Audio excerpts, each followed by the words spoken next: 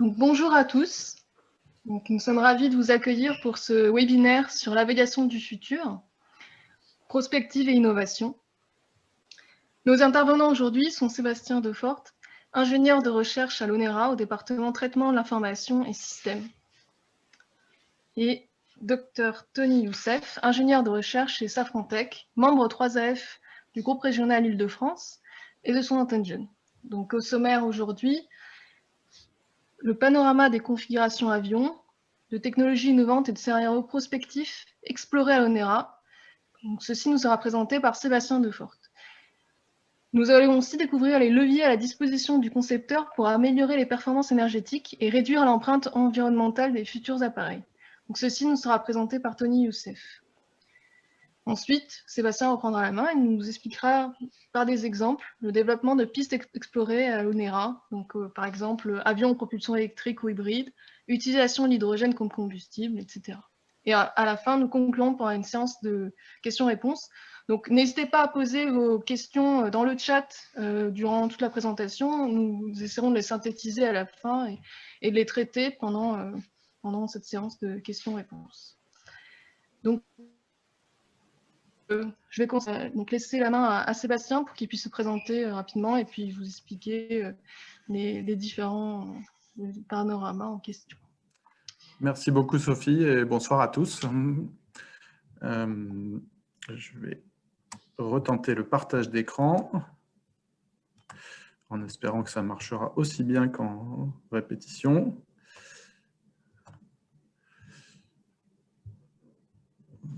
Voilà. Est-ce que Sophie, tu peux me confirmer qu'on voit correctement la présentation? Oui, c'est bon, merci. D'accord. Eh bien, je vais commencer par me présenter très rapidement. Donc, je suis Sébastien Defort, je travaille à l'ONERA depuis une vingtaine d'années au département traitement de l'information et systèmes.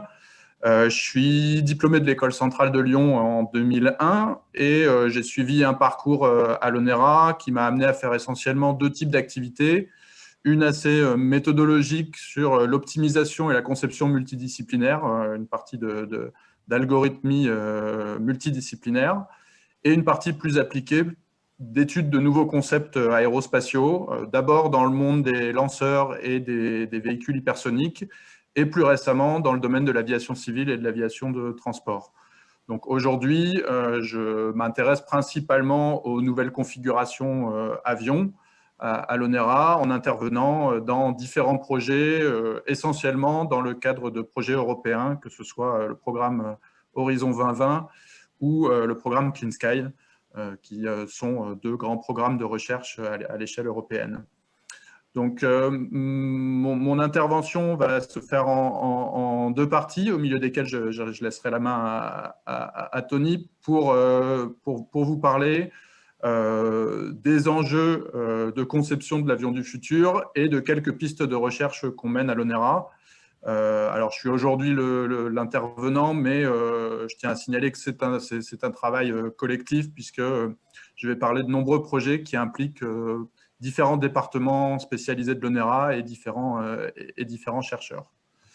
Donc, pour rentrer un petit peu plus dans le détail, je vais dans une première partie essayer de vous dresser un panorama actuel du contexte de la recherche aéronautique, en particulier pour ce qui concerne l'aviation de transport civil.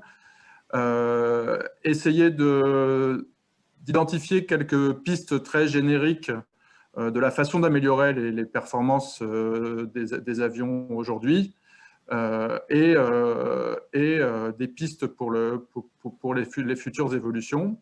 Présentation donc à l'issue de laquelle je passerai la main à Tony, pour ensuite reprendre sur quelques exemples d'études récemment menées à l'ONERA, d'avions représentatifs et d'études de technologie, notamment sur deux aspects principaux, l'intégration de la propulsion électrique distribuée et la conception de la configuration de type aile volante. Et on fera quelques excursions sur des sujets connexes, notamment l'utilisation de l'hydrogène comme combustible.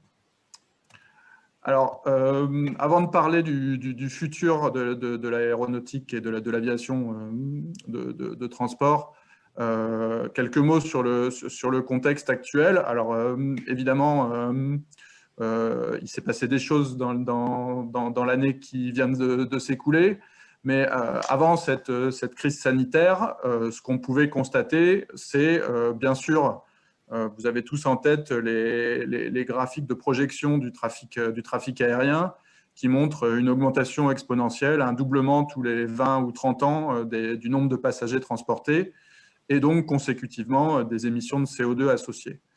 Ce qui a conduit à une prise en compte de plus en plus importante d'un point de vue sociétal, avec la pression du grand public, et d'un point de vue réglementaire, avec des normes environnementales de plus en plus importantes et à prendre en compte dans la conception de l'avion.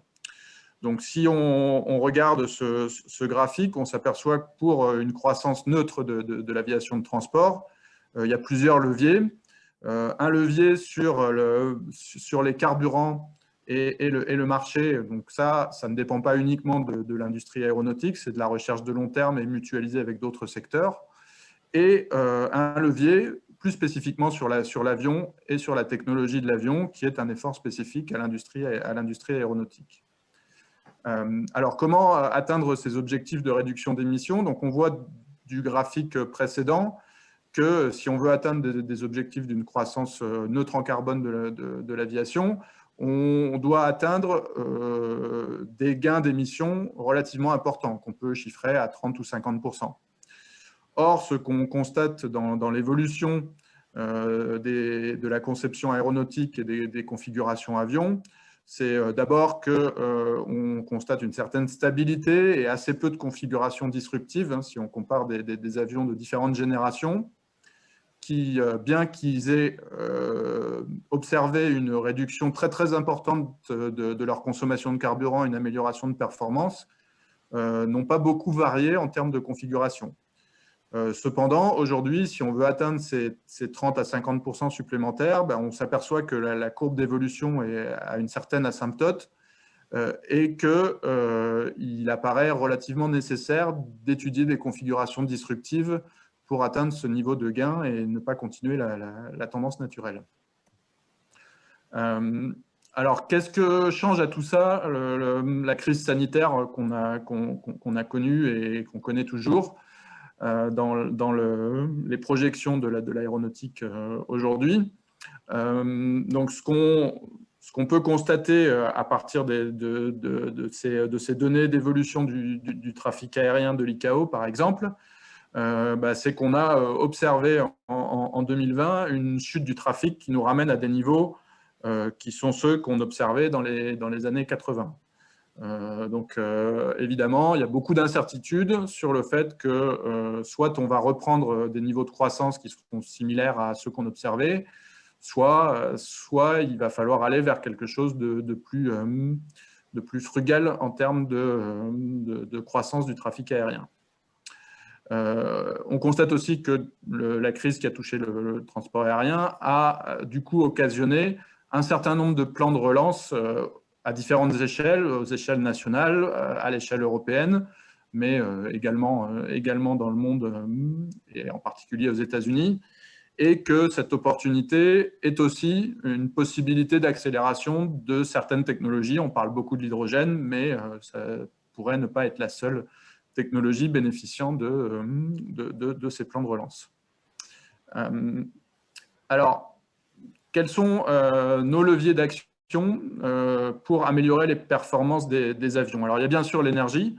On a parlé de l'hydrogène, mais aujourd'hui, l'industrie aéronautique se tourne aussi vers ce qu'on appelle les SAF, les Sustainable Aviation Fuel, des carburants plus verts. L'électricité peut faire partie du paysage comme source d'énergie ou comme source de transmission de puissance, même si ici, moi, je vais parler surtout de l'aviation de transport et d'avions d'une certaine taille pour lesquels le tout électrique est un horizon très, très, très, très lointain. Mais néanmoins, il peut faire partie du mix énergétique.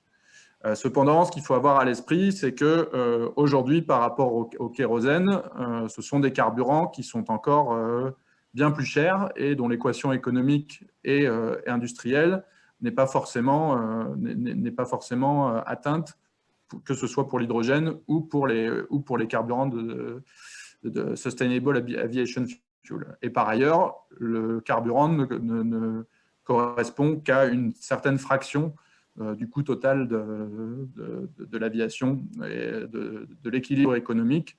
Donc, il faut jouer sur tous les leviers. Et jouer sur tous les leviers, ça veut dire d'abord faire ce qu'on sait faire dans les disciplines de la conception aéronautique, c'est-à-dire chercher, en plus du travail sur les carburants, à améliorer les performances intrinsèques de l'avion. Donc, si on repart d'une équation très simple, l'équation de Breguet, qui vous donne la performance de distance franchissable d'un avion de transport en fonction de ses caractéristiques, on s'aperçoit qu'il y a principalement 3 éléments sur lesquels on peut jouer.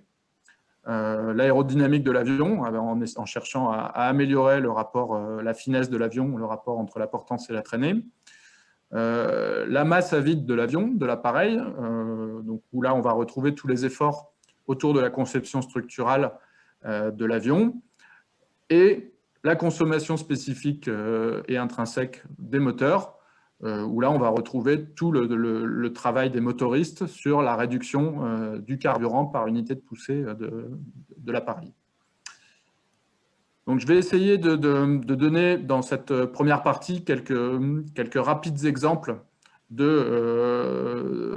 pistes pour ces différentes améliorations, en distinguant 2 choses. Un horizon plutôt proche, donc des choses qui sont déjà en cours, déjà lancées et qui pourraient apparaître à horizon rapproché. Dans cette catégorie, on va trouver principalement un travail séparé sur chacune de ces disciplines que j'ai identifiées. Donc, par exemple, si on prend la propulsion, l'une des recherches principales aujourd'hui en termes de motorisation aéronautique cherche à améliorer le taux de dilution des turbofans de l'aviation. Donc, améliorer le ratio entre l'air qui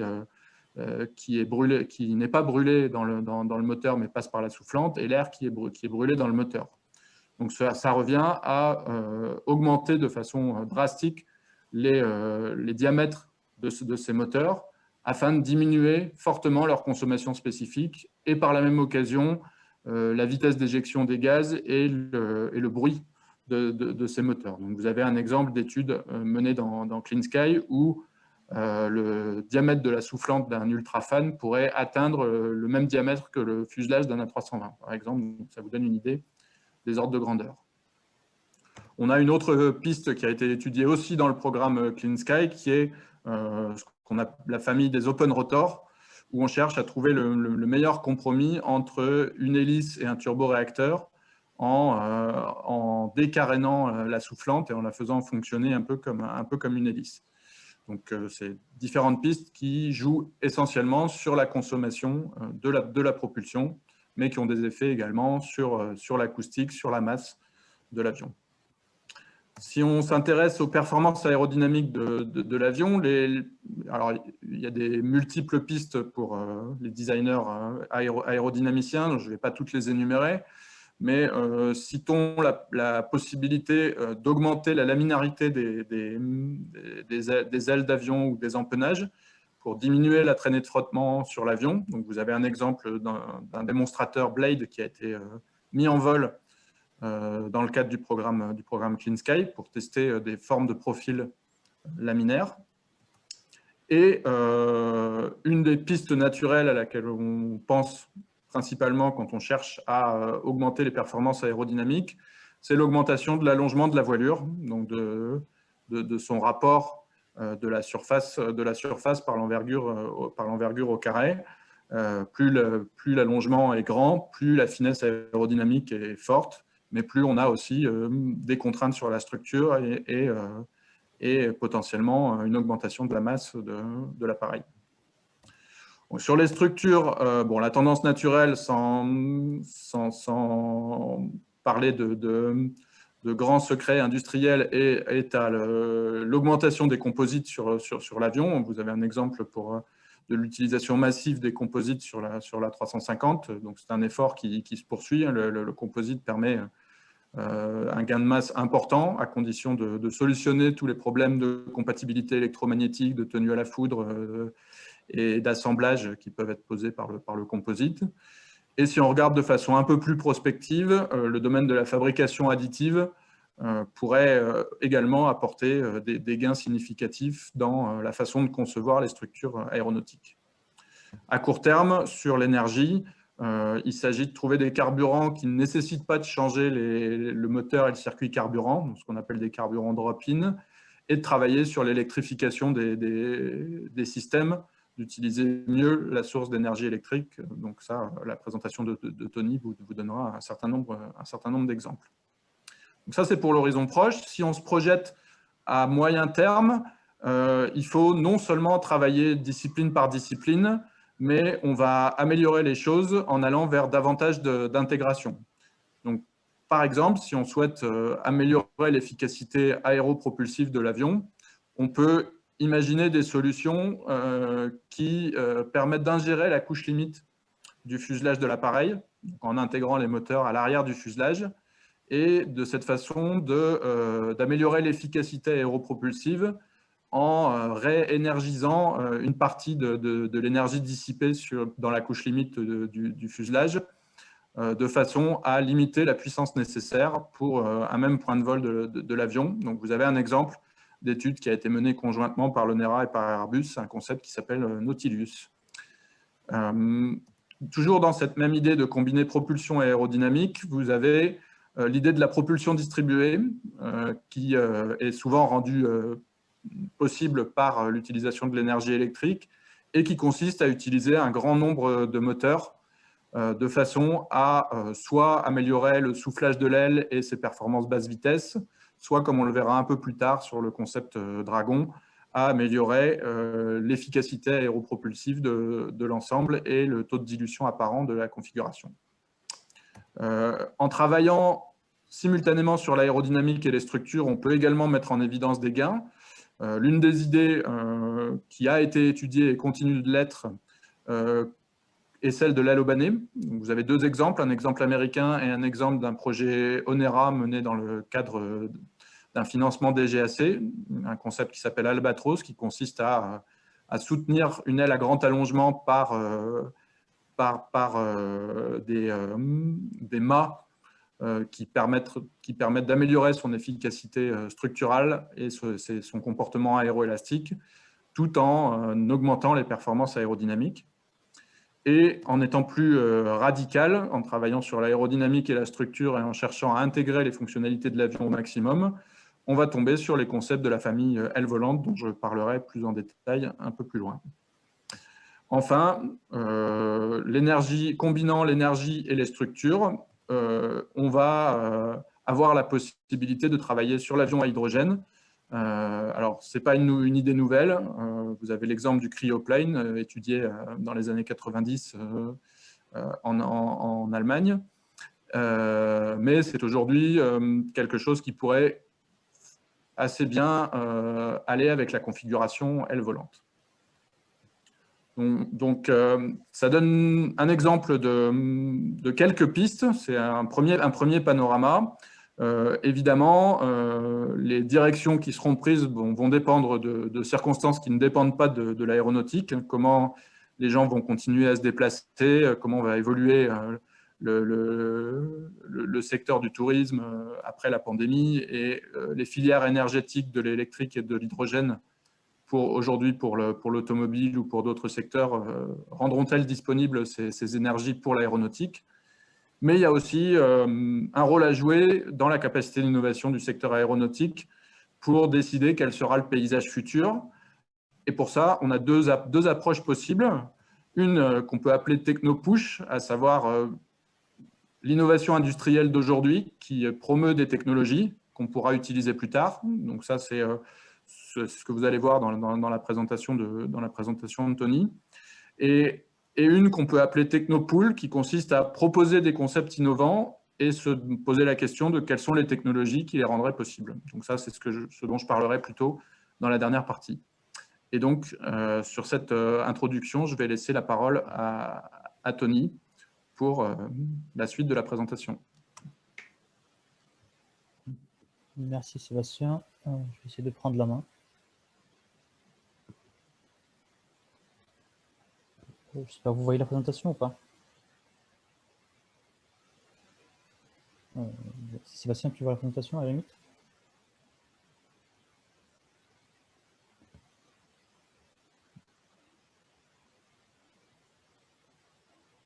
Bon, je considère que c'est bon. Donc, je suis Tony Youssef, ingénieur de recherche à Safran Tech. J'ai effectué une thèse en fait avec Safran en 2013, de 2013 à 2016. C'était avec Safran Electrical and Power, donc c'était la division Power de Safran. Et après, donc, depuis 2016, j'ai rejoint les équipes de Safran Tech, c'est le centre de recherche de Safran. Donc voici un peu le plan de ma présentation. Donc, je vais commencer par présenter Safran pour ceux qui ne la connaissent pas, mais ça va être rapide. Ensuite, je vais présenter un peu la vision, en fait, enfin, pour parler d'avions de futur, donc un avion plus électrique ou un avion tout électrique. J'aimerais faire un statut sur les systèmes actuels embarqués à bord de l'avion, donc à savoir c'est les systèmes non propulsifs, comment on alimente ces systèmes-là. Et je passerai après une feuille de route sur l'avion plus électrique en soi, et l'impact de ces choix-là sur l'électronique de puissance, qui est mon domaine d'activité. Donc, Safran et la recherche. En fait, Safran, pour ceux qui ne connaissent pas, c'est un groupe de différentes sociétés à des business units qui est assez diverses. Donc, on connaît par exemple Safran Aircraft Engines qui travaille sur les moteurs, Safran Helicopter Engines sur la partie motorisation d'hélico, Safran Landing System sur les trains d'atterrissage. Voilà, donc c'est des différentes sociétés du groupe qui, en fait, depuis l'acquisition de Zodiac en 2018, a pu diversifier les systèmes embarqués en fait à bord de l'avion, donc que ce soit au niveau moteur, mais on a aussi tous les systèmes à l'intérieur de la cabine, donc avec les sièges, tout ce qui est éclairage, et même les systèmes de sécurité avec les toboggans. Donc, en fait, Safran, c'est un 13e mondial au niveau comme étant équipementier aéronautique. Donc là, je ne vais pas entrer dans les détails de ces chiffres-là, mais on dépose beaucoup de brevets.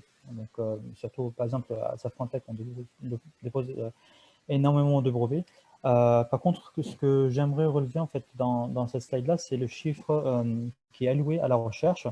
En fait, il était d'1,5 milliard à peu près en 2018 et il est passé à 1,2 milliard. Donc, en fait, on a maintenu la R&D et même, en fait, la recherche en général, malgré le Covid. Et en fait, on maintient aussi ces chiffres-là actuellement.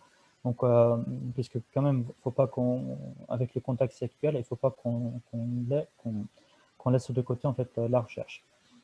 Et du coup, en fait, avec ces budgets qui sont alloués à la recherche,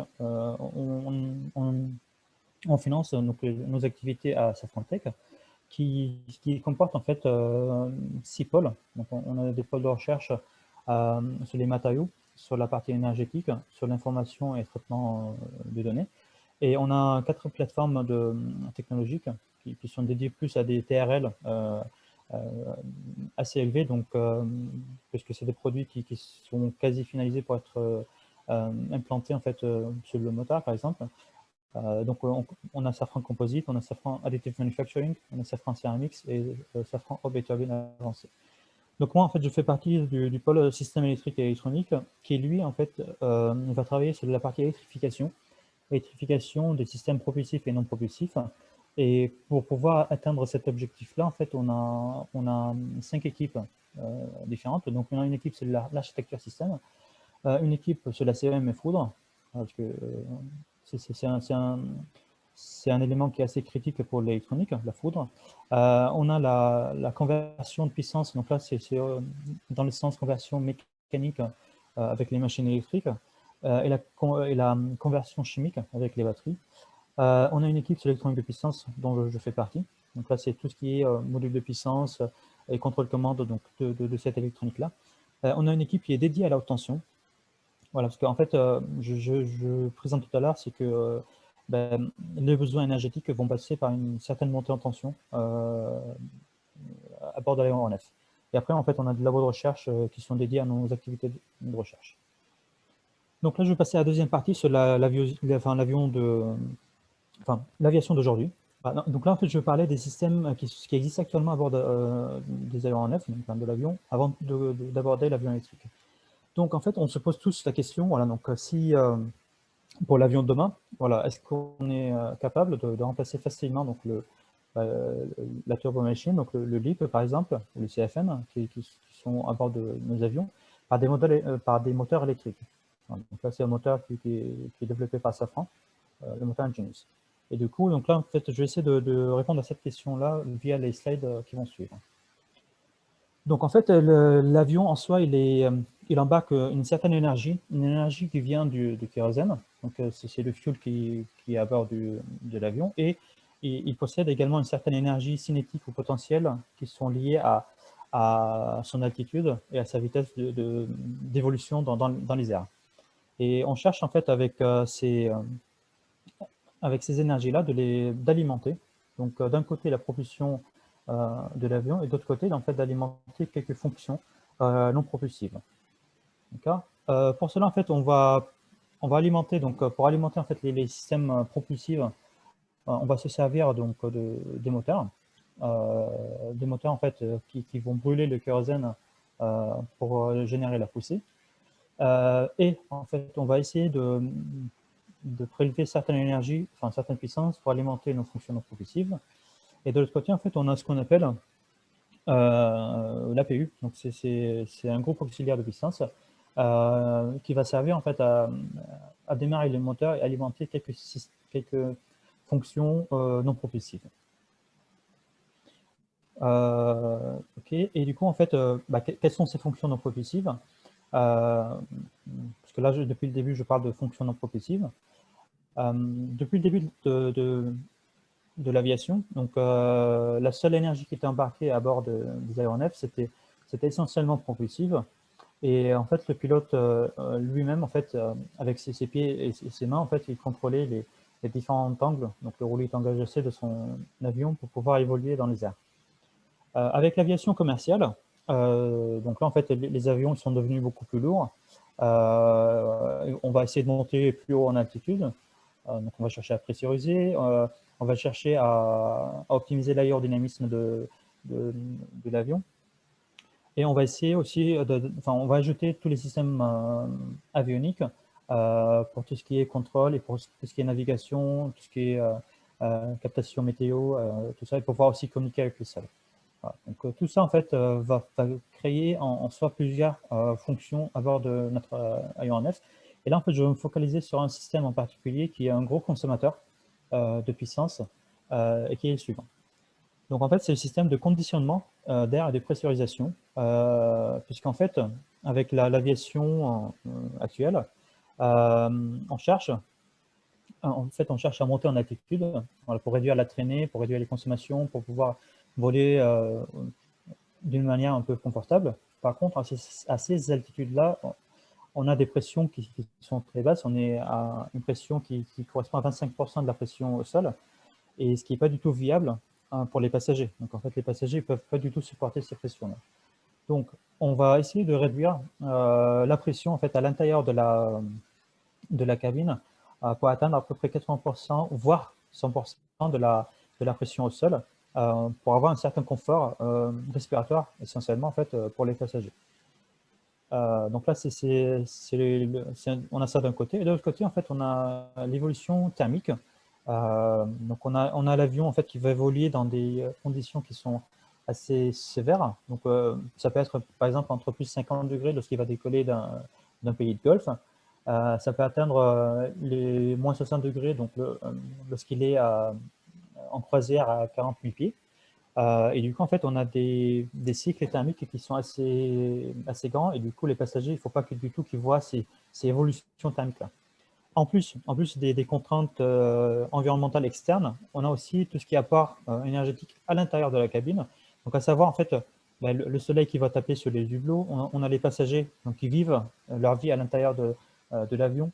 On a aussi tous les équipements. Donc, on a les écrans, on a aussi la restauration, donc tout ce qui est cuisine à bord de l'aéronef qui aussi va générer des calories en fait, à l'intérieur de la cabine. Et du coup, en fait, il ne faut pas du tout que les passagers puissent sentir toutes ces chaleurs et des et des dispersions thermiques à l'intérieur.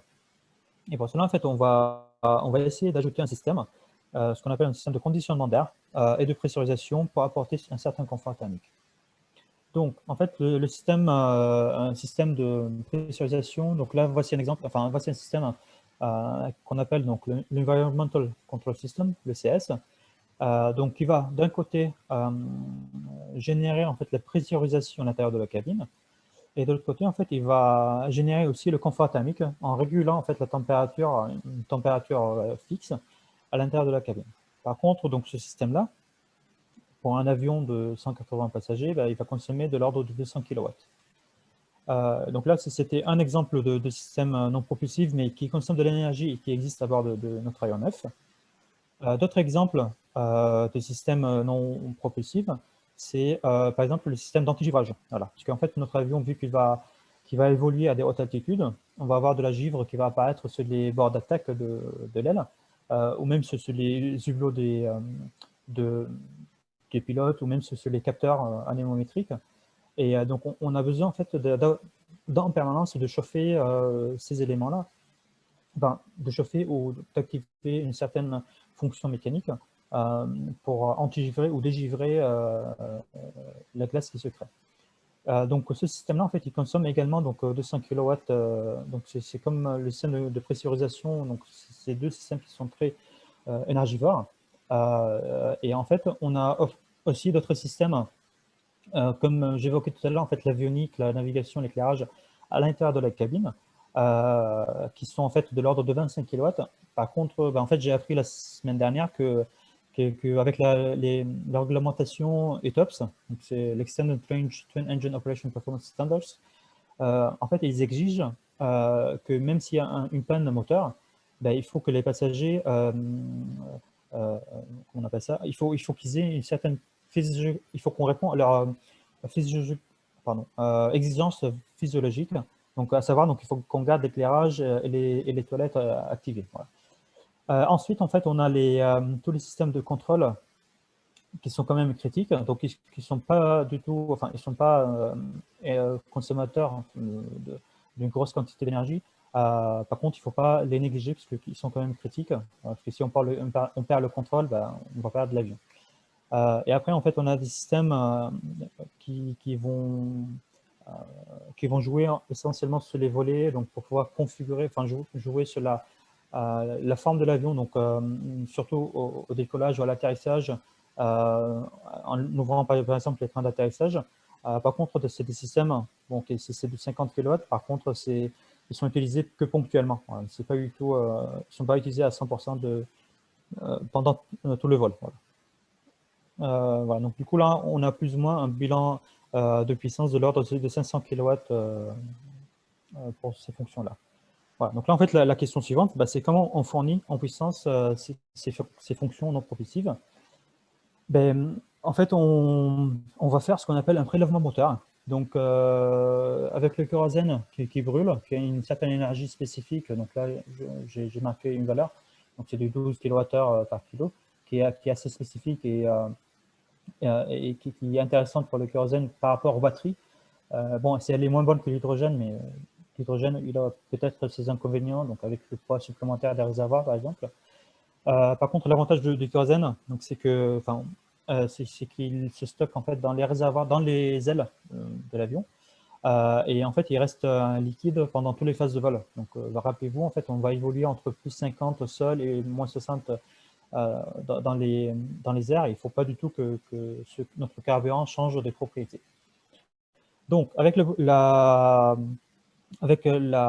combustion du kérosène, donc on va alimenter les moteurs et l'APU, et du coup, donc on va faire ce qu'on appelle un prélèvement moteur.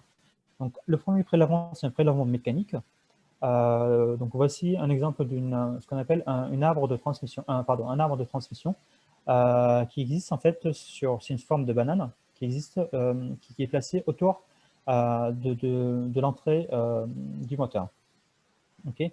Et du coup, en fait, avec une internal gearbox qui est placée au niveau de l'arbre haute pression, on va prélever la puissance mécanique et ensuite on va la transmettre via un axe radial et une transfer gearbox à une accessoire gearbox. Donc, c'est une gearbox mécanique, c'est comme sur un véhicule.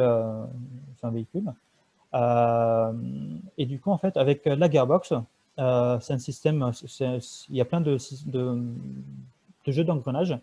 On va pouvoir adapter des vitesses pour alimenter différents systèmes. Donc, c'est un carter mécanique sur lequel on va placer plusieurs dispositifs. Par exemple, la pompe d'huile, la pompe de carburant, le starter, donc le démarreur du moteur. Et aussi, en fait, on va alimenter un moteur électrique. Donc, mécaniquement, en fait, on va alimenter un moteur électrique qui va convertir l'énergie mécanique en énergie électrique. Et même, en fait, on va alimenter une pompe hydraulique pour justement en fait, répondre aux besoins des fonctions non propulsives. Un autre exemple en fait, de prélèvement, c'est un prélèvement pneumatique. Tout à l'heure, j'avais évoqué le système ECS. Donc, c'est le système pour réaliser en fait, la pressurisation et le conditionnement d'air à l'intérieur de l'avion. Ce système-là, en fait, il se base beaucoup sur le moteur, sur le moteur actuel, et en faisant du prélèvement d'air froid à l'entrée du moteur. Et il y a du prélèvement de l'air chaud en fait, au niveau des corps basse pression et haute pression du moteur. Et avec un conditionneur, en fait, on va jouer, en fait, on va essayer de combiner ces différents flux pour sortir en fait, de l'air à une certaine pression et qui sera distribué avec les systèmes de ventilation et de conditionnement en fait, à l'intérieur de la cabine. Un autre exemple en fait, de conversion de puissance, donc, ce que j'avais évoqué tout à l'heure, c'est l'APU. En fait, c'est une turbine qui fonctionne plus ou moins de la même manière que le moteur. Par contre, elle est placée en fait, dans la queue de l'avion. Et du coup, en fait, l'exhaust qu'on voit ici, c'est justement en fait, c'est ce qui sort de cette turbine-là. Et donc, avec une batterie, en fait, on va démarrer la turbine. Et cette turbine-là, en fait, elle va générer de la puissance pneumatique et de la puissance électrique pour alimenter différents systèmes, mais essentiellement en fait, pour alimenter le moteur au démarrage. Voilà, donc en fait, on va démarrer nos moteurs, les turbomoteurs avec cette génératrice-là. Par contre, donc, on ne va pas compter sur l'APU en cas de panne moteur, en fait, pour alimenter des systèmes essentiels. Et du coup, en fait, en cas de panne, il y a un troisième dispositif de génération d'énergie en fait, à bord de notre avion, qui est la RAT. Donc, c'est la rame air turbine qui fonctionne, c'est une sorte de ligne éolienne qui se base essentiellement sur l'énergie cinétique et potentielle que j'avais affichée au début de la présentation. Et en fait, avec cette éolienne, on va alimenter tous les systèmes vitaux à bord de l'aéronef. Donc, si on panne, on perd les moteurs. Cette éolienne se déploie et en fait, elle va générer la puissance nécessaire au fonctionnement des systèmes vitaux. Donc, essentiellement, en fait, pour le contrôle, pour pouvoir atterrir en sécurité et pour pouvoir communiquer aussi avec le sol. Et en fait, ce dispositif-là, il existe en différentes versions. Donc, ça peut être un dispositif hydraulique. Donc, une puissance hydraulique, lorsque l'éolienne tourne, on va alimenter des systèmes hydrauliques et qui vont alimenter donc, les systèmes essentiellement donc, de contrôle, donc c'est des servocommandes hydrauliques. On peut avoir des rates électriques, qui, elles, en fait, c'est un moteur électrique qui va alimenter donc, des pompes hydrauliques ou des pompes, ou même fournir l'électricité. Et on peut avoir aussi une rate hybride, en fait, qui comporte à la fois une pompe hydraulique et un générateur électrique dans le même dispositif. En fait, ce dispositif-là, en fait, la rate, elle n'est pas du tout, peut-être, en fait, vous n'avez jamais entendu parler avant, puisque pendant toute son existence, elle a été peut-être utilisée une ou deux fois. Voilà, donc elle n'est pas du tout utilisée. C'est vraiment en cas d'extrême urgence. Voilà. Du coup, en fait, comme vous pouvez remarquer, donc là, pour pouvoir alimenter nos fonctions propulsives, mais essentiellement en fait, nos fonctions non propulsives, on va se servir de prélèvement moteur. Donc, ce qui va complexifier en fait nos projets, disons, d'électrification. Donc, du coup, au jour d'aujourd'hui, en fait, il n'est pas évident de remplacer le moteur thermique, qu'on connaît tous, par un moteur électrique à cause de tous ces systèmes et et de tous ces prélèvements qui se passent au niveau des moteurs. Et pour cela, en fait, on va passer peut-être par des phases intermédiaires qui consistent à hybrider certains éléments avant de passer à l'électrification totale. Voilà. Donc là, je vais passer à la partie suivante, c'est l'avion, on va dire, plus électrique. Donc en termes d'électrification, au fur et à mesure des années, en fait, il y a eu différents programmes où on a essayé d'électrifier certains éléments à bord de l'aéronef. Donc c'était essentiellement, en fait, avec, par exemple, avec l'Airbus A380, on a électrifié la nacelle qui se trouve autour du moteur. Et en fait, avec le Boeing 787, qui lui, il est au jour d'aujourd'hui l'avion le plus électrique qui existe. Enfin, je parle d'avions qui transportent des passagers avec plus de 120 passagers, par exemple. Voilà. Et du coup, en fait, avec cet avion-là, on a des systèmes de freinage qui sont électriques, on a un système de dégivrage, ce que j'ai évoqué tout à l'heure, qui sont électriques. Par contre, on n'a jamais trouvé, en fait, enfin, on n'a pas encore un aéronef où on a combiné, en fait, les différents éléments qui étaient électrifiés dans un seul programme. Voilà. Par contre, en fait, la tendance qu'on a actuellement, c'est que, vu qu'on va essayer d'électrifier certains systèmes, d'hybrider certaines fonctions, les besoins en puissance deviennent de plus en plus importantes. Donc, tout à l'heure, en fait, j'évoquais des puissances de l'ordre de 500 kW. Par contre, sur le 787, là, on va être plutôt au mégawatt de puissance à fournir pour alimenter ces différents systèmes. Donc là, du coup, les puissances deviennent de plus en plus importantes. Et du coup, en fait, au sein de Safran, on a participé à différents programmes d'électrification à bord de l'aéronef. Donc là, je ne vais pas rentrer dans tous ces programmes-là, mais par exemple, on peut reconnaître le Green Taxi, les projets Green Taxi pour le roulage électrique. On peut voir aussi l'inverseur de poussée. Et du coup, en fait, il y a eu des développements à Safran pour, par exemple, équiper donc, le 380 avec son inverseur de poussée au niveau de la nacelle pour le rendre électrique. C'est ce qu'on appelle l'ITRAS.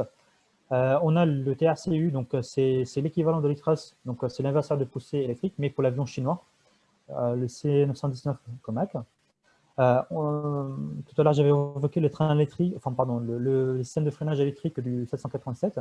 Également, en fait, on a proposé la solution donc, qui s'appelle les PAC. Et en fait, on a en dernier lieu les systèmes d'ouverture ou de fermeture des trains d'atterrissage, enfin des trappes, pardon, des trains d'atterrissage du 400M. Voilà, parce que du coup, l'électrification, elle attaque aussi les systèmes, enfin les avions militaires. Voilà, donc, ce n'est pas que les avions commerciaux. Voilà, du coup, en fait, pour le futur, donc on a comme objectif, jusqu'à 2050, de réduire les émissions de CO2, de réduire les bruits. Et du coup, en fait, au fur et à mesure, on a l'impression que du coup, les systèmes deviennent de plus en plus énergivores et du coup, c'est des gros consommateurs de puissance électrique. Donc pour tout ce qui est en fait inférieur à 500 kW pour l'instant, c'est envisageable et enfin, c'est réalisable de le rendre 100% électrique. Donc avec l'électronique dont on dispose aujourd'hui. Par contre, en fait, lorsqu'on va passer au mégawatt ou une dizaine de mégawatts, là, les avions en fait deviennent de plus en plus lourds et du coup, en fait, on n'en dispose pas encore de l'électronique pour répondre aux besoins. Donc, en fait, on va fixer, on commence actuellement à fixer des barrières pour le choix de notre électronique. Donc, tout ce qui est inférieur à 1000 volts, donc notre réseau électrique en fait à bord de l'aéronef va être inférieur à 1000 volts lorsqu'on va être aux alentours du mégawatt, mais lorsqu'on va dépasser le mégawatt, là on va parler de la haute tension, donc on va être au kilovolt. Et donc, comme je disais tout à l'heure, en fait, l'électrification elle a commencé donc avec le Green Taxi, mais aussi avec les VTOL. Donc c'est tous les, on va dire, les drones, enfin le volant.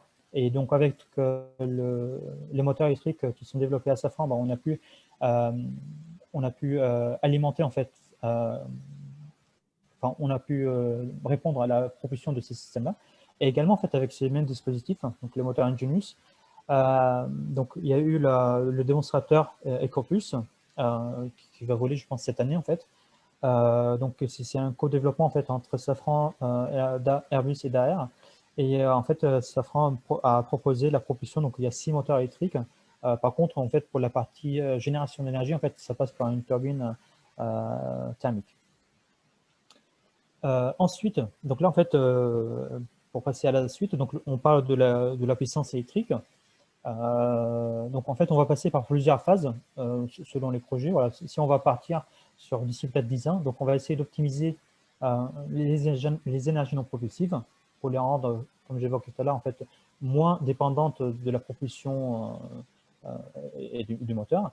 On va essayer, comme tout à l'heure, Sébastien évoquait, donc, de jouer sur l'intégration du moteur avec l'ingestion de couches limites. Donc là, avec les moteurs, par exemple, au niveau de l'aéronef. On va travailler sur l'hybridation. Donc, sur l'hybridation de la partie propulsive. Et donc là, en fait, on parle de l'ordre de 10% de la propulsion qui sera propulsive et le reste, pour l'instant, en fait, ça reste quand même, enfin, ça reste toujours thermique. Ensuite, en fait, on envisage ce qu'on appelle une hybridation série, dans laquelle on va avoir 50% de la propulsion qui sera électrique, et donc les autres 50% en fait sera plutôt thermique.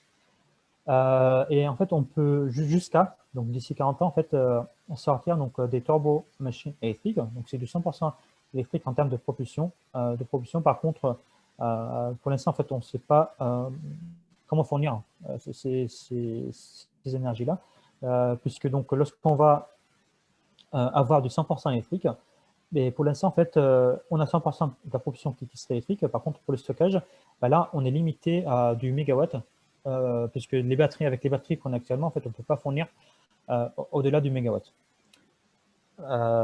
Vis-à-vis du poids et vis-à-vis de la capacité spécifique de ces éléments chimiques. Voilà. Et du coup, en fait, lorsqu'on va monter au mégawatt, donc là, on a des problèmes qui vont apparaître, et c'est la haute tension. Et du coup, en fait, il y a des phénomènes physiques qui apparaissent, c'est des décharges partielles des arcs électriques en fait, on ne voit pas du tout au sol. Voilà. Du coup, en fait, il faut qu'on réponde à ces problématiques-là. Donc là, je vais passer à la dernière partie de ma présentation. C'est l'impact, en fait, de ces choix technologiques sur l'électronique de puissance, puisqu'en fait, c'est le cœur quand même de l'électrification.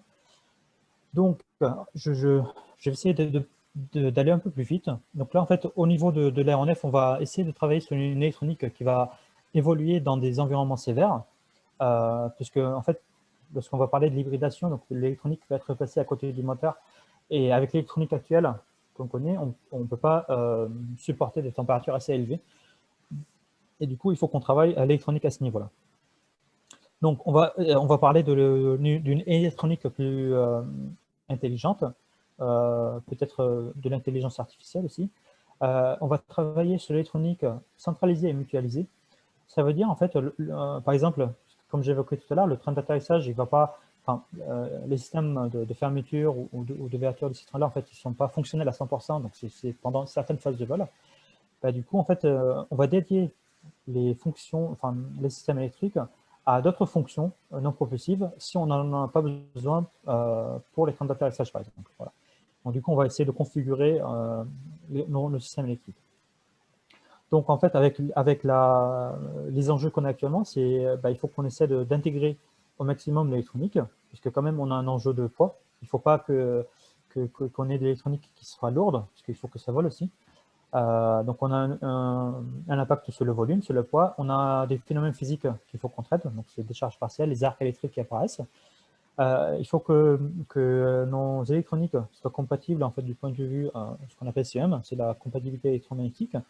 Donc, lorsque notre électronique fonctionne, il ne faut pas que ça rayonne et que ça impacte l'avionique. Et du coup, qu'on perd le contrôle avec le sol à cause de notre électronique à bord.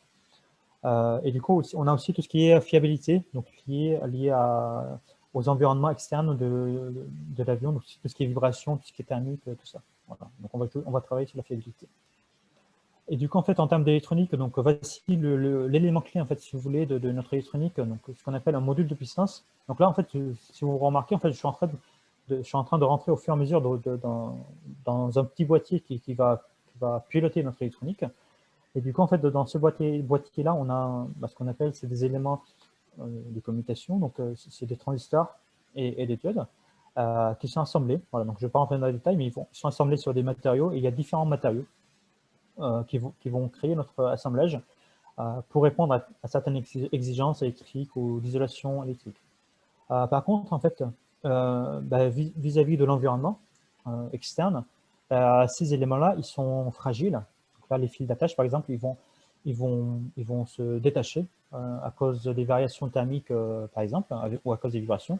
Et pareil, donc là, on a des joints d'attache pour attacher nos composants, donc eux aussi, ils vont casser. Nos éléments, en fait, nos modules de puissance, ils sont serrés sur des radiateurs, parce qu'il faut quand même refroidir notre électronique, parce que quand même, ça va chauffer lorsque ça va fonctionner. Et donc, on va essayer de réduire en fait, les résistances thermiques de notre assemblage en essayant de les refroidir. Voilà. Et du coup, en fait, à Safran-Tech, on a travaillé, c'est notre problématique au jour d'aujourd'hui, et du coup, on travaille sur l'électronique de demain. Donc, l'électronique, on va dire 2.0, où on va essayer, par exemple, de retirer les interfaces thermiques pour optimiser le refroidissement de nos composants. Et là, en fait, on fait intervenir la fabrication additive.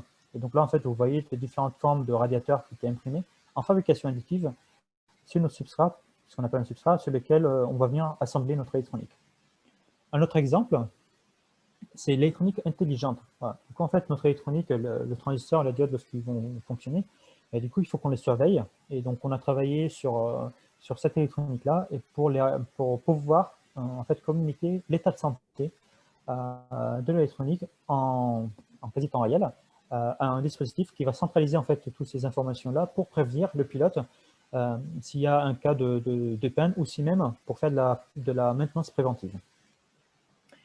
Toujours dans l'électronique de demain, on travaille l'électronique pour la haute température, parce que justement, en fait, voilà, c'est un problème majeur quand même pour l'électronique de demain.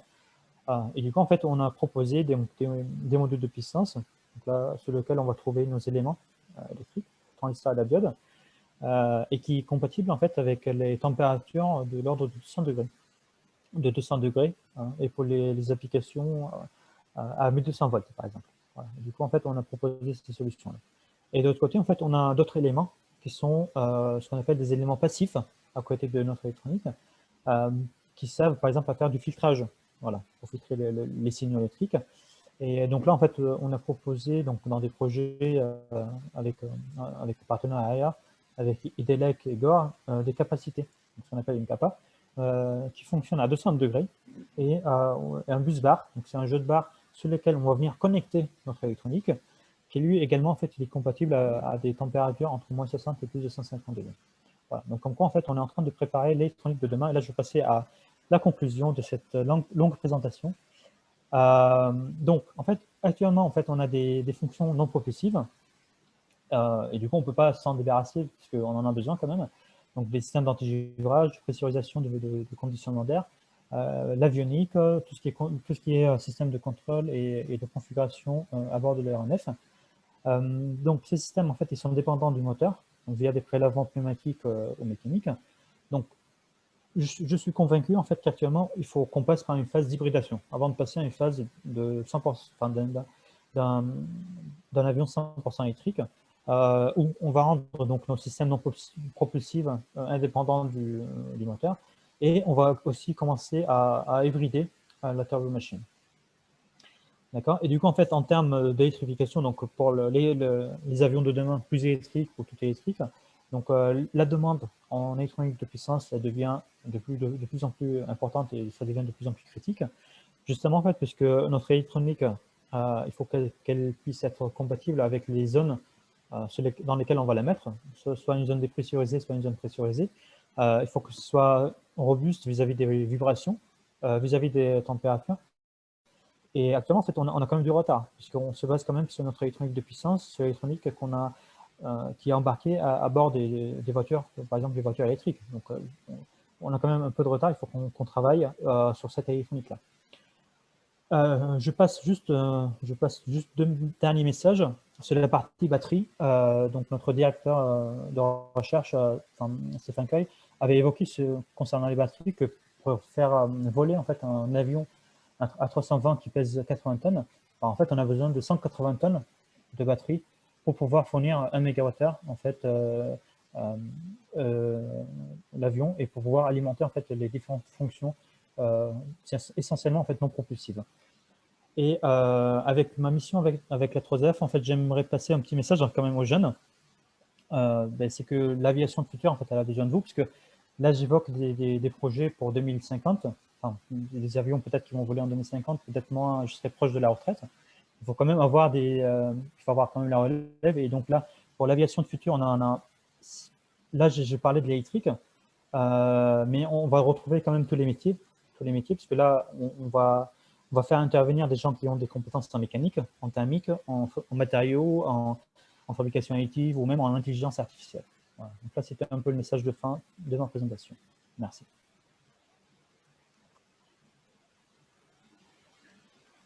Merci Tony. On va pouvoir redonner la main à Sébastien.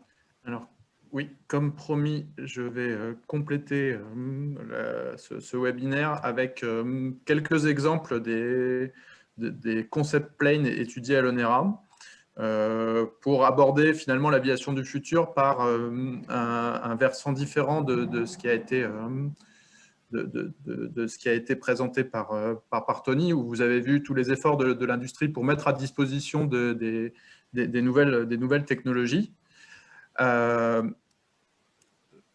On peut, en allant en sens inverse, se dire à quoi ressemblerait l'avion futur aux performances idéales et par cascade, quelles seraient les technologies dont cet avion aurait besoin pour être un concept viable. Donc, pour faire le lien avec la présentation de Tony, je vais commencer par un exemple qui traite de la propulsion hybride électrique distribuée. Donc, on va retrouver et des ordres de grandeur et des concepts qui ont été vus sur la présentation de Tony. Alors, l'idée de départ qu'on a poursuivie à l'ONERA, c'est d'aller chercher le plus challenging, quelque part, et pas forcément les solutions qui seront les premières à être mises en œuvre. On a vu que ce serait plutôt sur des petits avions et avec des niveaux de puissance faibles.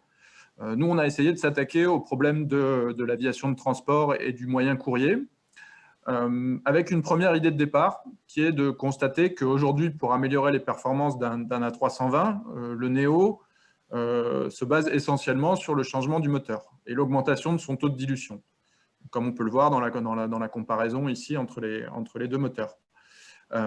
Sauf que cette augmentation a une certaine limite. Vous avez vu mon illustration sur l'UHBR qui faisait le diamètre du fuselage. On va très vite s'apercevoir que ça n'est plus possible de l'intégrer sur un avion à configuration classique. Et c'est là que l'hybridation électrique peut être intéressante, puisqu'elle va permettre de réaliser une hyperdistribution de la propulsion. On va essayer de remplacer un turbofan classique en séparant ses fonctions. D'un côté, une génératrice qui va fournir la puissance, qu'on va convertir en puissance électrique et qu'on va aller distribuer sur un grand nombre de moteurs de façon à avoir une surface propulsive très importante et donc de simuler l'effet d'un taux de dilution très élevé qu'on peut estimer, si tout se passe bien et si on arrive à tout intégrer, de l'ordre de 30 ou plus.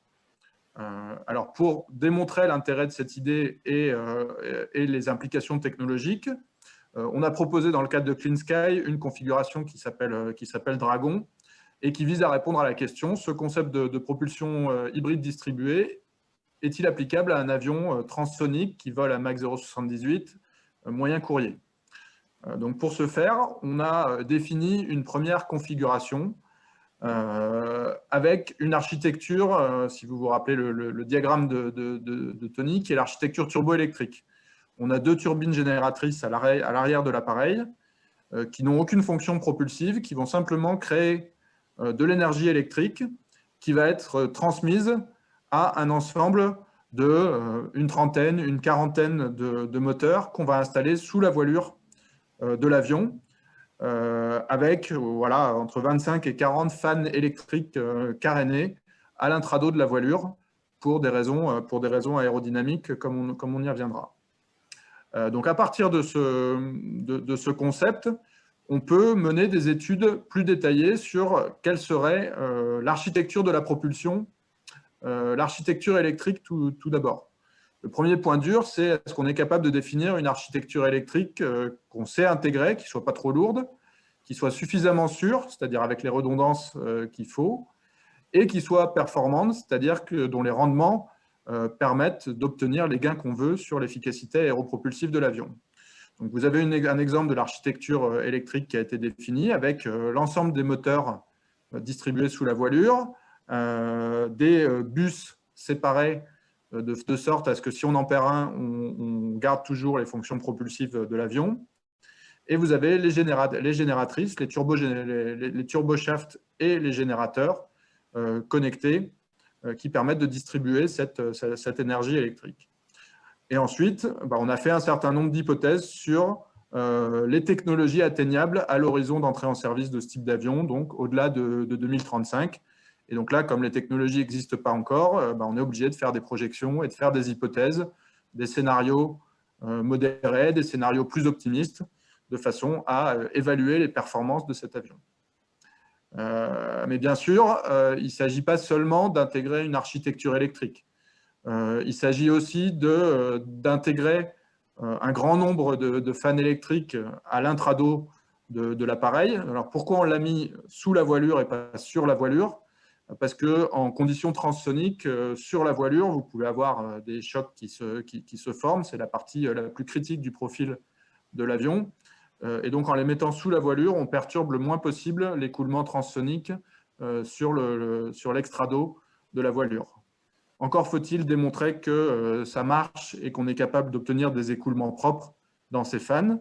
Donc, pour ce faire, des études d'abord en CFD 2 dimensions ont été menées et ensuite des calculs Navier-Stokes complets sont en cours sur une configuration complètement 3D pour vérifier qu'on est capable d'obtenir les écoulements qu'il faut dans ces moteurs électriques.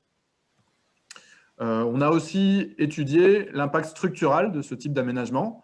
Quand on aménage un certain nombre de fans carénés, on a un impact sur le dimensionnement statique et le comportement dynamique de la voilure. Donc, à partir de ce design préliminaire, on a pu construire des modèles éléments finis simplifiés et étudier, par exemple, en statique, quelle était la masse de la voilure en fonction de ce qu'on s'autorisait comme déflexion en bout d'aile, ou mener des études dynamiques, des analyses de mode dynamique avec cette répartition des masses qui est très très différente de la répartition des masses qu'on obtient sur une voilure classique d'avion de transport. Ensuite, une fois qu'on a mené des études détaillées discipline par discipline, il s'agit de savoir si au final on obtient bien des performances qui valent le coup.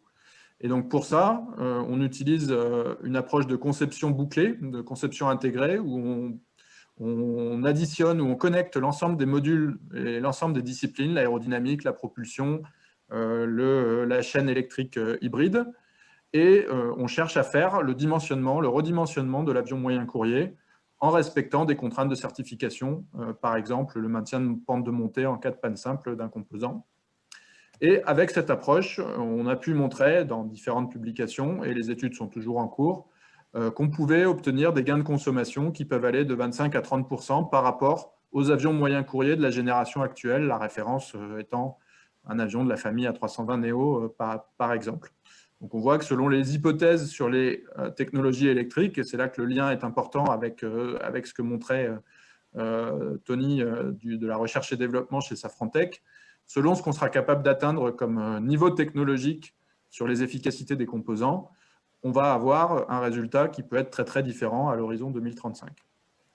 Donc ça, c'était le premier exemple. Le deuxième exemple sur lequel je vais revenir, c'est la configuration d'aile volante. C'est une configuration qui revient très souvent quand on parle d'aéronautique du futur. Donc, ce n'est pas une idée nouvelle, c'est même une idée qui date des années 1870. Assez vite, on a eu l'idée d'intégrer l'ensemble des fonctions de l'avion aérodynamiques, structurelles. Des concepts de bombardiers pendant la Seconde Guerre mondiale ont pu avoir un usage opérationnel. Mais pour ce qui est de l'aéronautique civile, on n'a pas, pour l'instant, vu apparaître de concept d'aile volante, avec notamment des limitations sur les qualités de vol de l'appareil qui font qu'il faut qu'on arrive à définir une configuration suffisamment stable et suffisamment confortable pour les passagers. Néanmoins, à partir des années 70, il y a eu un fort regain d'intérêt pour la configuration aile volante, D'abord dans le domaine militaire, avec le potentiel de furtivité, de discrétion de cette configuration, et puis beaucoup de progrès sur les lois de contrôle et les lois de commande électrique de l'avion qui permettaient de dessiner des formes potentiellement instables ou mieux contrôlables. Donc vous avez l'exemple du B2 et d'un certain nombre de démonstrateurs dans le domaine des UCAV. Donc si on revient au transport de passagers, on n'y est pas encore. Pourquoi on n'y est pas encore? Parce qu'il y a quand même un certain nombre de points durs qui restent à étudier, notamment comment intégrer la propulsion au mieux. Est-ce qu'on peut faire de l'ingestion de couches limites? Comment dessiner la structure? Est-ce qu'on sait intégrer une cabine passager structurellement dans une forme si différente du fuselage cylindrique actuel? Est-ce qu'on maîtrise les lois de commande pour rendre la configuration pilotable sans empennage? Il faut qu'on mène des analyses plus détaillées aujourd'hui pour valider le comportement, par exemple, aéroélastique, les performances acoustiques de la configuration. Donc, on est obligé de ne pas faire seulement de la vue d'artiste, mais de passer à un niveau d'évaluation plus détaillé. Et il faut qu'on couple tout, puisque l'aile volante est un concept très intégré. Dès qu'on va toucher à quelque chose, à la propulsion, à la structure, on va toucher au reste, on va toucher à l'aérodynamique, et ce sera plus difficile de boucler et d'optimiser un concept. L'aile volante pose aussi des problèmes de certification, le design de la cabine, la prise en compte des charges, les critères de qualité de vol au décollage. Donc, il y a beaucoup de choses qui peuvent de problèmes qui peuvent se poser liés à la certification. Donc, pour ce faire, depuis quelques années, l'ONERA a lancé un projet qui s'appelle Conception intégrée de configuration d'aile volante, qui visait à rassembler dans un seul processus de design l'ensemble des compétences nécessaires au design de l'aile volante. Donc, vous avez l'exemple des compétences nécessaires, de l'aérodynamique, puisque les formes sont particulières, de la propulsion intégrant potentiellement des effets d'ingestion de couches limites, les aspects contrôle et qualité de vol intégrés au design, et du design de structure interne, de structure primaire adaptée à la configuration aile volante. Tout ça en essayant d'aller à un niveau de fidélité au-delà du dessin d'artiste ou des modèles simplifiés qui sont aujourd'hui pas disponibles pour ce type de configuration, et en étudiant l'ensemble des technologies nécessaires à l'aile volante. Donc c'était un projet interne à l'ONERA qui a duré 5 ans, qui a impliqué une quinzaine d'experts disciplinaires avec ce but de développer une compétence de conception de concept aile volante. Je vais passer très rapidement sur la façon dont on s'y est pris, mais le but c'était d'avoir une exploration du design la plus large possible. Donc de définir un espace paramétrique de beaucoup de variables, tout en restant maniable par de l'optimisation ou des trade-offs, et en respectant la logique d'enchaînement des différents modèles disciplinaires. Donc vous avez un exemple de l'ensemble des paramètres qui ont été définis pour paramétrer cette configuration d'aile volante et pouvoir l'optimiser et en extraire des sensibilités. Donc au total, on arrive à plus d'une centaine de variables qu'on peut manipuler de façon paramétrique pour rechercher la meilleure configuration pour une mission donnée. Un petit exemple de résultat issu du projet Clean Sky, qui est pour le projet NACOR dans le cadre de Clean Sky, qui visait à dessiner une aile volante moyen courrier, 150 passagers, donc toujours dans la famille de l'A320, avec les mêmes contraintes d'envergure, sur lequel, grâce à cet outillage, on a pu évaluer un design, valider ses performances aérodynamiques en utilisant la CFD, notamment l'atteinte d'une finesse de bon niveau, supérieur à 19, et le bilan de masse de la configuration qui confirme qu'on peut obtenir par rapport à la 320 Neo des gains de performance, significatifs de l'ordre supérieur à 10% qui montrent l'intérêt du concept. Alors évidemment, l'aile volante toute seule, ça ne s'arrête pas là. L'aile volante, elle a aussi beaucoup d'avantages parce qu'elle permet un certain nombre de synergies. Notamment, du fait de sa surface de fuselage, c'est un bon candidat pour intégrer l'ingestion de couches limites, donc les moteurs enterrés, et permettre des gains d'efficacité moteur, d'efficacité aéropropulsive de cette façon-là. C'est également un très bon candidat pour ce qu'on a vu tout à l'heure sur un concept d'avion classique, la propulsion hybride distribuée. Donc, vous avez notamment ici un exemple de concept plane qui va être étudié dans le cadre du projet européen Horizon 2020 dénommé IMOTEP, dans lequel un certain nombre de centres de recherche et d'industriels interviennent. Et enfin, l'aile volante, c'est également un bon candidat pour l'intégration de réservoirs à hydrogène, du fait de son grand volume interne. Et donc, c'est un concept qui pourrait permettre de rendre viable un avion moyen courrier, long courrier, utilisant l'hydrogène comme combustible. Donc, ça nous donne l'occasion de faire un petit détour par l'hydrogène. Donc, vous avez vu qu'il y a beaucoup de réflexions aujourd'hui au niveau industriel, au niveau aéronautique, avec un certain nombre d'annonces d'Airbus sur la propulsion, les avions hydrogène du futur. Alors, l'hydrogène, aujourd'hui, comme le disait Tony tout à l'heure, il faut le prendre avec des pincettes. C'est une solution très intéressante. D'abord parce qu'elle n'émet pas en vol de CO2, parce qu'elle a une puissance spécifique quand on brûle de l'hydrogène bien supérieure à celle du kérosène, et aussi parce qu'il y a plusieurs façons de l'utiliser, l'hydrogène. On peut parler d'hydrogène pour générer du courant électrique à travers de piles à combustible pour certaines familles d'avions. Donc ça va concerner plutôt des petits avions et des distances franchissables modérées. Mais on peut aussi brûler de l'hydrogène dans une turbine classique et définir un turbofan classique pour les plus longs courriers et les plus grandes puissances propulsives. Cependant, il y a un certain nombre de problèmes à régler. D'abord, la filière de production. Si ça n'émet pas de CO2 lorsqu'on le brûle, il faut le produire, l'hydrogène. Donc, il s'agit de mettre en place des filières de production vertes, utilisant l'électrolyse, par exemple. Au niveau du design d'un avion, on a évidemment des challenges de conception aérostructurelle très importants. Vous avez un exemple du moyen courrier. Si on fait un peu l'estimation du volume d'hydrogène qu'il faudrait pour propulser l'avion, on arrive à des ordres de grandeur, c'est vraiment des études préliminaires, qui montrent qu'il faudrait allonger le fuselage d'une dizaine ou d'une vingtaine de mètres pour intégrer le volume d'hydrogène nécessaire, ce qui évidemment n'est pas sans effet sur l'aérodynamique et la structure. Et enfin, il peut rester des effets indirects de l'hydrogène. En production, comme on brûle à plus haute température, on peut potentiellement produire plus de NOx, et on émet de la vapeur d'eau à haute altitude qui peut être génératrice de traînées de condensation.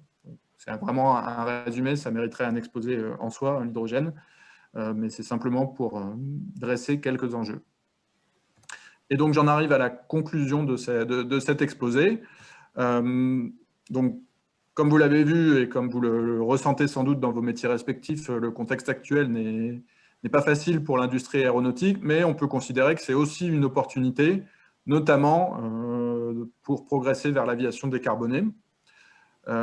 Pour ça, évidemment, le scénario n'est pas écrit, hein, les scénarios possibles sont multiples, mais nécessairement, il ne faudra pas raisonner dans son coin. On a vu que les nouvelles énergies étaient fortement en interaction avec d'autres industries, l'industrie automobile, les secteurs de production énergétique. Donc, il faut que tous les acteurs de ces différents réseaux, de ces différents enjeux climatiques, sociétaux, sanitaires, industriels, logistiques, puissent travailler ensemble. Il faut aussi lever un certain nombre de points durs qui existent aujourd'hui et donc qui sont à la rencontre de la recherche appliquée telle qu'on peut la conduire à l'ONERA et des programmes industriels tels que l'industrie peut les mener pour pouvoir défricher les technologies les plus prometteuses et les amener à maturation. Donc ça, c'est en particulier le rôle des plans de relance en cours de structuration dans l'aéronautique et qui vont mener à un certain nombre de projets sur l'hydrogène en particulier, mais pas seulement. Et je terminerai par le même message que Tony. Il faut des ingénieurs aéronautiques inventifs, avec le sens des responsabilités et le sens de l'innovation. Donc, les jeunes sont les bienvenus dans ce cadre-là.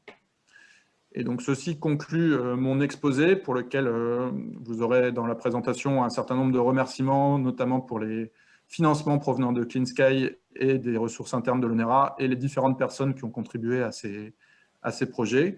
Et je pense que nous allons pouvoir passer à vos questions si vous en avez.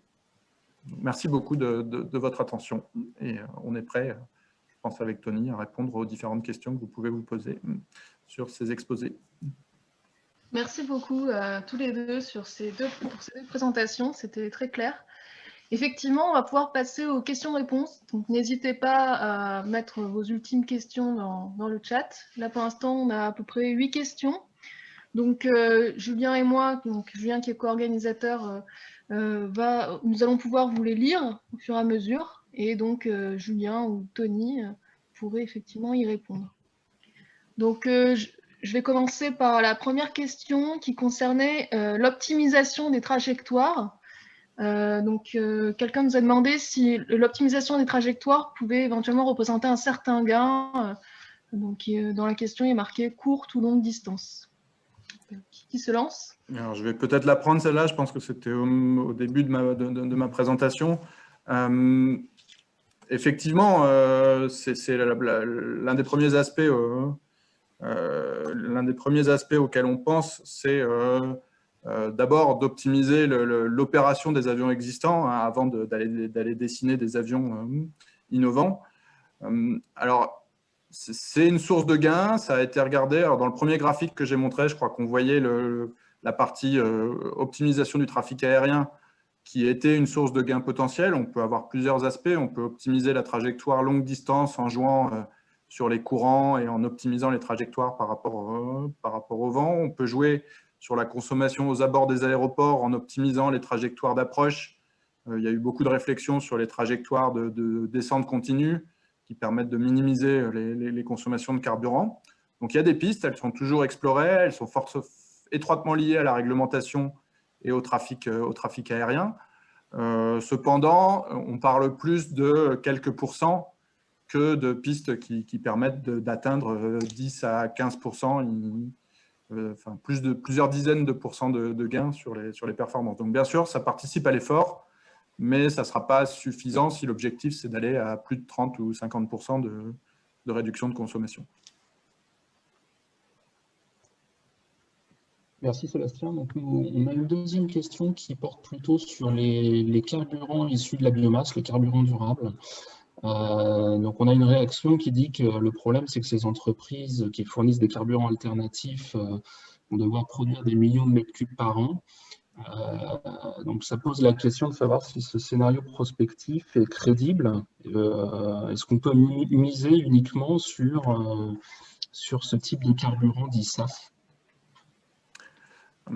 Alors, je ne suis pas forcément spécialiste de l'économie des SAF, mais évidemment qu'au vu des volumes engagés, si on voulait substituer entièrement le kérosène par ce type de carburant, on rentre très vite dans une compétition, notamment avec les surfaces agricoles disponibles, et que ça risque de générer une forte tension et des problèmes écologiques qui sont autres que les gains apportés directement par ces biocarburants.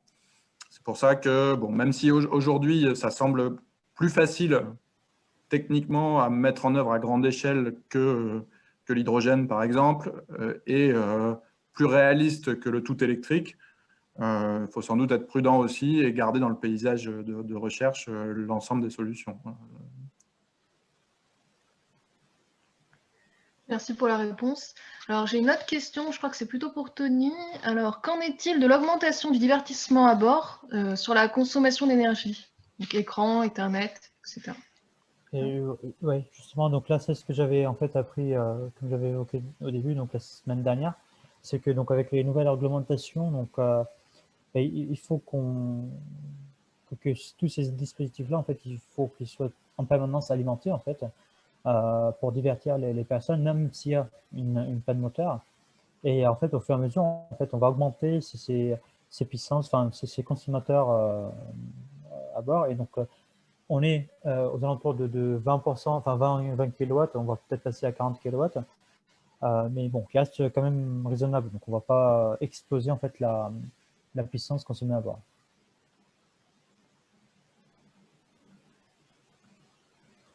Merci Tony. La question suivante, elle concerne l'électrification de la propulsion, alors j'imagine que ce n'est pas dit dans la question, mais qu'elle soit hybride ou toute électrique, la question c'est de savoir si ça a un impact sur l'empreinte sonore des aéronefs. Est-ce que c'est des choses que vous avez regardées côté Safran ou côté Onera, l'impact sonore de l'électrification de la propulsion? Je pense en fait que c'était regardé, donc surtout avec les programmes Ingenious, donc, qui alimentent surtout les drones Vettel, et donc l'impact sonore était, bon, là je ne veux pas donner des chiffres parce que je ne les connais pas, mais était minimisé puisque justement en fait il faut que ces drones évoluent dans des environnements au-dessus des villes, et il ne faut pas qu'on ait de l'impact sonore important. Mais justement en fait l'impact, le travail n'était pas fait, disons, au niveau du moteur, parce qu'en soi, ce n'est pas le moteur qui va générer la puissance, enfin le bruit, mais c'est au niveau des hélices. Et du coup, en fait, il y a eu des collaborations donc, avec des sociétés, donc je ne sais pas citer, mais pour justement optimiser en fait, le bruit avec la bonne forme d'hélice et pour réduire en fait, ces bruits-là. Voilà. Je peux peut-être compléter un tout petit peu. L'impact acoustique, c'est quelque chose qu'on essaye d'introduire le plus possible dans les études de concept telles que ceux que je vous ai montrés. Alors c'est assez difficile parce que pour avoir des estimations fiables en acoustique, ça met tout de suite en œuvre des techniques de calcul qui sont très très coûteuses. Bon, néanmoins, on arrive à quelques résultats. On peut réduire l'empreinte acoustique, mais finalement, sur un concept comme Dragon, par exemple, le premier driver du bruit, ça va être le bruit de jet du moteur, enfin, l'un des premiers drivers, et qui, lui, dépend plus de la vitesse d'éjection des gaz que de la génération de puissance. Est-ce que c'est de l'électrique ou est-ce que c'est du thermique? Donc, à partir du moment où on cherche à augmenter le taux de dilution, par là même, on réduit aussi la vitesse d'éjection et on a un effet acoustique favorable. Mais ce n'est pas forcément dû directement à la technologie électrique. Merci pour ces réponses. Donc, la question suivante, c'est est-ce que la propulsion électrique permet de s'affranchir du besoin de compression de l'air en entrée du réacteur? Donc, le complément de la question, c'est il semble que sur les images de moteurs électriques, il est question uniquement d'une hélice que l'on met en rotation grâce à un moteur électrique. Je crois que c'était plutôt pour Tony. Je pense que c'est par rapport à ce que j'ai montré, en fait, les systèmes ECS, donc l'Environmental Control System. En fait, j'ai triché sur la présentation parce que j'ai montré un ECS électrique, donc 100% électrique, qui est en cours de développement dans le programme Clean Sky 2. Et du coup, oui, en fait, on peut s'affranchir du prélèvement d'air au niveau des turbomachines. Voilà. Et du coup, en fait, on va devenir de plus en plus indépendant en fait, des prélèvements sur le moteur. Et donc là, c'est vraiment l'objectif primaire au jour d'aujourd'hui. Ouais.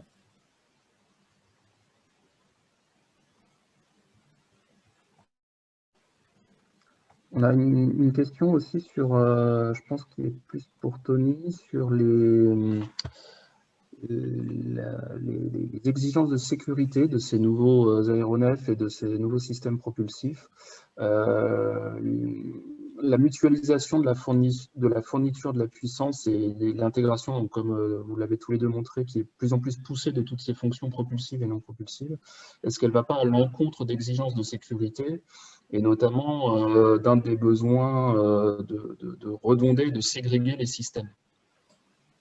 C'est vrai, en fait, au niveau... c'est vrai, en fait, je parlais d'une utilisation donc, de fonctions électriques, par exemple pour le train d'atterrissage, pour d'autres fonctions. Mais on va garder quand même toujours la redondance, puisqu'on ne peut pas s'affranchir de la redondance. On est quand même toujours obligé de garder peut-être deux bus HVDC, 2 systèmes électriques, voire plus. On garde quand même dans nos architectures système la redondance du système, tout à fait. Parce que justement, en fait, pour la sécurité, il faut pas, si on a un problème, par exemple, comme j'évoquais tout à l'heure, donc on peut avoir des arcs électriques qui peuvent apparaître sur une machine, sur un canal, sur un réseau électrique. Il ne faut pas du tout qu'on perd tout le réseau électrique et qu'on perd l'avion. Voilà. Et du coup, en fait, on est dans nos architectures d'aujourd'hui, on travaille justement sur la redondance des systèmes. Certes, ils sont mutualisés. Certes, peut-être l'électronique c'est peut-être à côté, mais c'est deux systèmes qui sont différents. Voilà. Merci pour cette réponse. Alors, question suivante, du coup, c'est par rapport à la recherche française et européenne. Comment ces recherches en fait se positionnent versus pendant les États-Unis, la Chine, la Russie, etc. Vaste question. Je peux essayer de me lancer et je laisserai Tony compléter. Du point de vue des organismes de recherche, il nous semble que la recherche aéronautique européenne est assez dynamique. Il y a plusieurs organismes de recherche, notamment le DLR en Allemagne, le NLR aux Pays-Bas. Il y a un réseau de recherche et des financements, notamment au travers du programme Clean Sky, qui sont assez dynamiques et qui permettent de bien se positionner. Évidemment, depuis longtemps, la recherche aéronautique aux États-Unis est en pointe. Hein. Un organisme comme la NASA produit des études de technologies de recherche appliquée qui sont d'excellent niveau, mais les deux industries sont, en tout cas pour l'aviation de transport, on retrouve un peu le pôle Airbus-Boeing et des efforts de recherche qui sont importants. Évidemment, il y a des nouveaux entrants avec beaucoup de possibilités. Dans les congrès internationaux, on voit de plus en plus de très bons papiers de recherche issus de la Chine, notamment. Donc, il va y avoir de la compétition. Il y aura peut-être aussi de la compétition qui se matérialisera davantage sur tout le domaine de la mobilité à la demande et des petits avions, qui est un domaine plus accessible à des nouveaux entrants, à des PME, à des startups. Tony en a un peu parlé. Et où là, il faut que les grandes machines de financement européens aussi trouvent leur place par rapport à des structures beaucoup plus agiles qui pourraient ressembler à ce qu'on a vu dans le domaine spatial côté SpaceX, par exemple, pour arriver très très vite sur le marché avec des solutions innovantes. Si je peux compléter, en fait, c'est vrai que vu qu'avec mon domaine d'activité, donc sur la recherche, je travaille beaucoup avec des laboratoires français, européens également, et en fait, au niveau mondial, en fait, on se retrouve tous au même niveau, en fait, au niveau de la recherche sur l'électronique de puissance, puisque là, c'est vraiment mon domaine. Au niveau électronique de puissance, on va se retrouver tous au même point, au même niveau de maturité des technologies, en fait, des éléments, des constituants de notre électronique.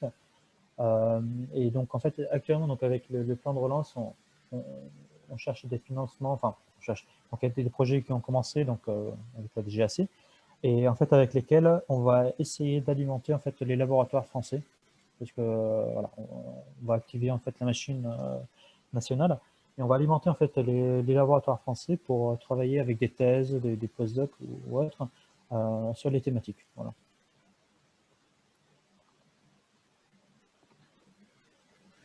Merci. La question suivante, elle concerne le projet Dragon. Donc, elle est plutôt pour Sébastien.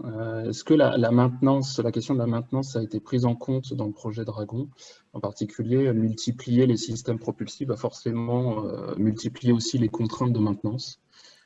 C'est une très bonne question parce qu'effectivement, il ne suffit pas d'avoir des très bonnes idées d'un point de vue aérodynamique ou d'un point de vue propulsif. Si on passe à côté d'aspect maintenance, d'aspect fabrication, assemblage, d'aspect sécurité, on peut passer complètement à côté. Donc, c'est quelque chose, c'est une question qu'on se pose. Aujourd'hui, c'est pas facile de le prendre en compte au niveau d'avant-projet où on est. Néanmoins, on peut mettre en évidence deux effets un peu contraires sur la maintenance de ce type d'appareil. D'abord, le fait d'utiliser 40 fois le même moteur électrique peut permettre d'avoir des effets de série et d'abaisser les coûts des moteurs et d'avoir davantage de disponibilité de pièces en termes de maintenance. Mais d'autre part, effectivement, vous avez vu qu'on était obligé de recourir à une intégration très forte sous la voilure des moteurs Et on a en tête potentiellement les concepts des années 50 où les turboréacteurs étaient intégrés dans la voilure, ce qui est une très bonne idée d'un point de vue aérodynamique, mais d'un point de vue maintenance, à condamner ce type de concept. Donc, effectivement, c'est un risque. Il y a encore un peu d'imagination à trouver pour que ce soit plutôt l'effet de série qui l'emporte devant la complexité d'intégration. Mais aujourd'hui, c'est difficile à prendre en compte au niveau avant-projet. Il faut l'avoir en tête, mais c'est difficile de conclure de façon définitive. Donc, toujours sur justement le projet Dragon, il y a une autre question. Donc, dans le cadre du concept plane Dragon, voilure soufflée, avez-vous étudié l'impact du couplage poussée-portance sur les qualités de vol? Alors la réponse, est-ce qu'on l'a étudié? C'est oui, la réponse. Est-ce qu'on a résolu tous les problèmes? C'est plutôt non, parce que forcément, ça pose un certain nombre de problèmes. Alors tout dépend de ce qu'on veut faire avec la voilure soufflée. Là, dans Dragon, on cherche principalement à augmenter le taux de dilution apparent. On ne cherche pas forcément à augmenter la portance sur la voilure. Et donc, on va principalement optimiser l'intégration aéropropulsive sur un point de croisière où on n'a pas forcément besoin de beaucoup de capacité de pilotage. Mais si vous regardez des concepts comme Ampère qu'on a pu proposer pour des avions plus petits, où le but c'était de souffler la voilure pour augmenter la portance au décollage, là vous avez un certain nombre de problèmes, notamment par exemple en phase d'approche ou d'atterrissage. Si vous voulez réduire les gaz tout en maintenant un niveau de soufflage sur la voilure, ce n'est pas évident, puisqu'on a besoin de la propulsion pour la portance et on a besoin de ralentir la propulsion pour l'approche.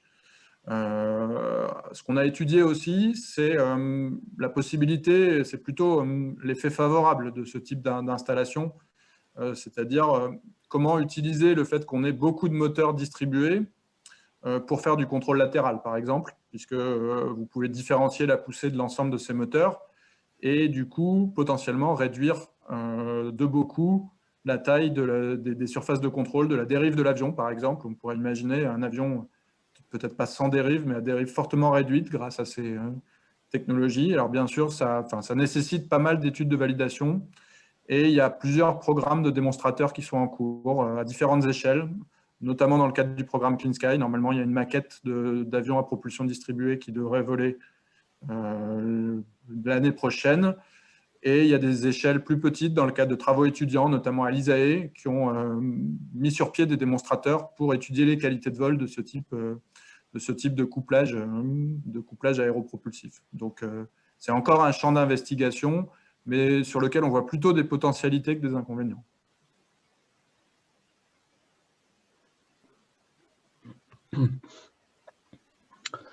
La question suivante, elle concerne aussi un peu les critères sur les trade-offs des différents scénarios avions, et notamment le critère des freins éventuels psychologiques d'acceptation, j'imagine, par les passagers. Quand on va multiplier le nombre de systèmes propulsifs, on va multiplier le nombre d'éléments tournants, et donc les risques de venir taper la structure avec des pales qui cassent. Est-ce que vous voyez, la question est plus générale, mais est-ce que vous voyez des freins psychologiques à l'acceptation des scénarios que vous investiguez? Bonne question. Alors, sur la sécurité des systèmes propulsifs électriques, après, je ne sais pas, je laisserai peut-être Tony, il va me dire s'il a des éléments sur ce sujet-là. Sur le fait que plusieurs moteurs, ça peut être plus dangereux qu'un seul, c'est pas forcément évident. D'abord parce qu'en termes de redondance, c'est très favorable. Du coup, si vous avez une panne d'un moteur sur 40, c'est quasi insensible pour l'avion. Ou si vous avez une panne d'un des cœurs électriques qui alimente un quart des moteurs, c'est comme si vous perdiez juste un quart de la puissance au lieu de perdre un moteur complet. Donc, au niveau sécurité globale de l'avion, on est plutôt sur un effet favorable. Ensuite, est-ce que ça ne multiplie pas les risques qu'il y ait une panne? ou qu'il y ait une rupture d'éléments tournants? Évidemment, oui. Alors, sur le concept Dragon, ce qu'il faut voir, c'est que les moteurs électriques sont juste des fans électriques, donc qui véhiculent une puissance, une énergie bien moindre qu'une turbine à gaz. Et souvent, ce qui est à même de provoquer des dégâts structurels sur un avion, c'est plutôt la rupture des disques de turbine. On a un exemple avec la 380, un accident de moteur qui a généré des dégâts importants dans l'aile et les systèmes associés. Là, la rupture d'un fan électrique, ça peut générer des dégâts, mais pas au niveau de... On répartit aussi la puissance. Donc, une panne unitaire fera moins de dégâts que la panne qu'une rupture d'aube de turbine sur un turboréacteur qui véhicule toute la puissance propulsive de l'appareil. Moi, je rejoins Sébastien. En fait, c'est vrai, en fait, peut-être qu'il va y avoir au début un frein psychologique, puisque bon, c'est quelque chose de nouveau. À chaque fois quelque chose de nouveau, donc les gens ils vont hésiter. Mais on va travailler quand même donc, pour fournir donc, des systèmes qui seront assez fiables que les systèmes qui sont actuellement disponibles à bord des aéronefs. Parce que bon, il ne faut pas cacher quand même, donc tous les systèmes mécaniques sont quand même, c'est plus fiable qu'un système électrique. Et donc avec la redondance, avec tous les travaux qu'on mène en fait actuellement pour rendre l'électronique plus robuste, plus fiable. Donc là, en fait, on va arriver à un stade où la fiabilité de notre électronique va être équivalente à la fiabilité des systèmes mécaniques d'aujourd'hui. Voilà. Mais bon, mais à mon avis, oui, il va y avoir certainement un frein psychologique. Alors, nouvelle question, alors autour de l'hydrogène cette fois-ci. Pour le très long terme des turbomachines H2, prévoyez-vous une inversion des rendements avec les piles à combustible? Ou est-ce un gain de puissance mécanique massif, pardon, j'ai un peu du mal à lire, au niveau des gros moteurs électriques qui recherchés? Donc oui. Ou est-ce que c'est le gain de puissance massif qui est recherché? Je n'ai pas forcément compris l'enjeu de la question. Est-ce que... Ouais, je vais peut-être la reposer. Est-ce qu'on va rechercher l'amélioration des rendements des piles à combustible pour remplacer les turbomachines pour les grandes puissances, ou plutôt travailler sur la puissance sur la puissance des moteurs électriques, ou l'efficacité des moteurs électriques? Aujourd'hui, c'est un petit peu difficile de répondre. On n'a pas d'avions qui volent, enfin, en tout cas avec des grosses turbomachines hydrogène. Je ne saurais pas dire si c'est dans les cartons de Safran. Peut-être que Tony peut compléter là-dessus.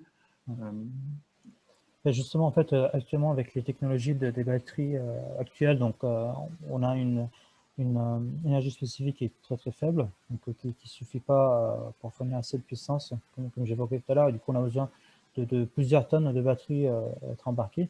Et en fait, les enjeux d'aujourd'hui, c'est de remplacer ces technologies de batteries à lithium-ion par de nouvelles technologies. Je ne vais pas entrer dans le détail, des produits chimiques, on va dire, de composés chimiques. Mais voilà, donc du coup, en fait, on travaille sur des nouvelles batteries, des nouvelles générations, pour augmenter l'énergie spécifique en fait des batteries. Voilà. Donc on va se franchir des limites, puisque actuellement en fait on n'a que du lithium-ion, mais peut-être demain on va avoir des nouvelles générations de batteries. Voilà. Par contre, je ne pense pas qu'on va atteindre celle de l'hydrogène. Enfin, en termes d'énergie spécifique, on n'atteindra jamais peut-être celle de l'hydrogène.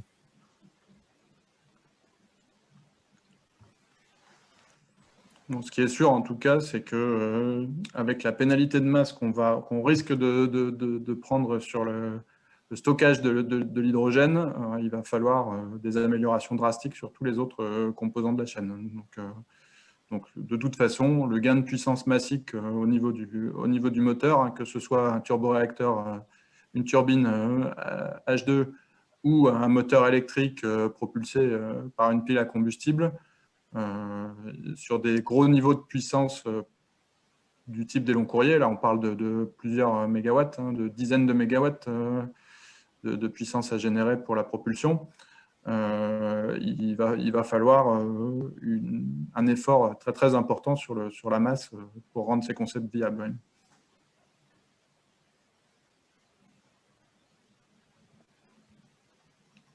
Oui. On a une question qui demande si vous pouvez partager des ordres de grandeur sur les niveaux de consommation de carburant et les niveaux de poussée qui sont demandés au moteur dans les différentes phases de vol. Et est-ce qu'on pourrait imaginer, du coup, voler plus haut de manière à avoir moins de traînées de l'air en volant à plus haute altitude?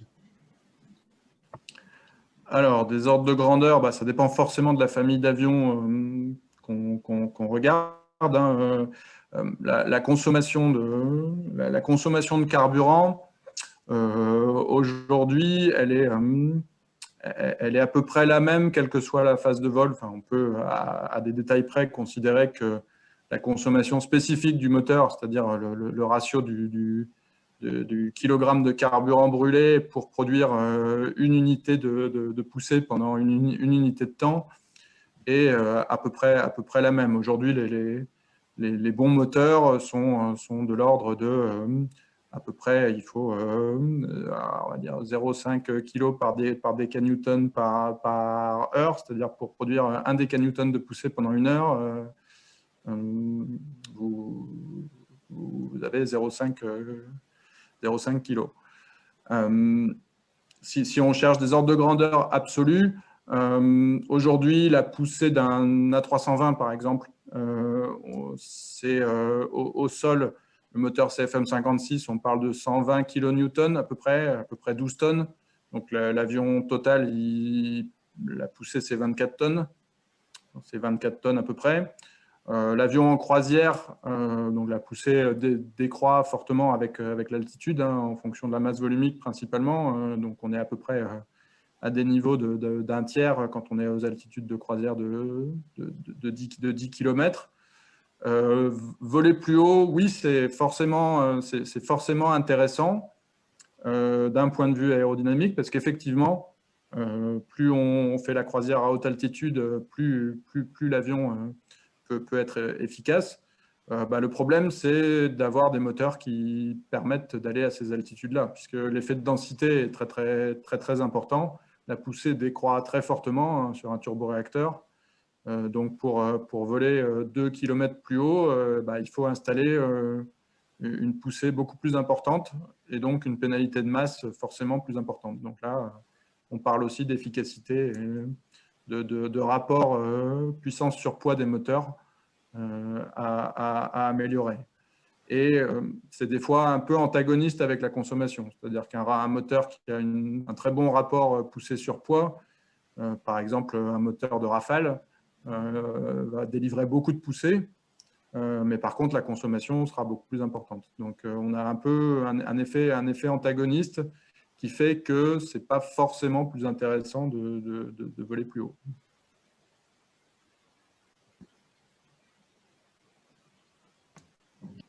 Merci pour cette réponse. Donc, la question suivante, c'est par rapport au rechargement des batteries. Est-ce que c'est possible de pouvoir à terme le faire en phase de descente? En fait, actuellement, enfin, en phase de descente, je ne sais pas, mais en fait, on s'inspire beaucoup actuellement des projets qui ont eu lieu dans l'automobile. Et là, en fait, on peut avoir des projets où on peut faire la recharge lors du freinage. Alors, en fait, on recharge les batteries, c'est comme le système existant dans l'automobile. En phase de freinage, en fait, on va recharger les batteries. Voilà, mais après, donc là, je n'ai pas eu de réponse sur on va dire la génération, enfin, la recharge de batterie en phase de descente. Alors, je sais qu'on avait essayé au début des études sur le concept Dragon de regarder les possibilités, parce qu'effectivement, si vous faites fonctionner les fans en génératrice, hein, en phase de freinage, au lieu d'avoir un moteur électrique qui fournit de la puissance à l'hélice, vous avez l'hélice entraînée par la vitesse de descente qui va générer de la puissance sur un arbre qu'on peut convertir en énergie électrique et recharger des batteries. Bon, aujourd'hui, comme le disait Tony, les batteries pour ce type de gros avions, c'est pas forcément une solution viable, donc on n'a pas forcément poussé l'étude beaucoup plus loin, et en particulier sur ce point du rechargement, mais en théorie c'est possible, et il y a de l'énergie de freinage à récupérer, oui, dans la mission type d'un avion. C'est une idée qui paraît possible et pas forcément trop coûteuse d'un point de vue technologique.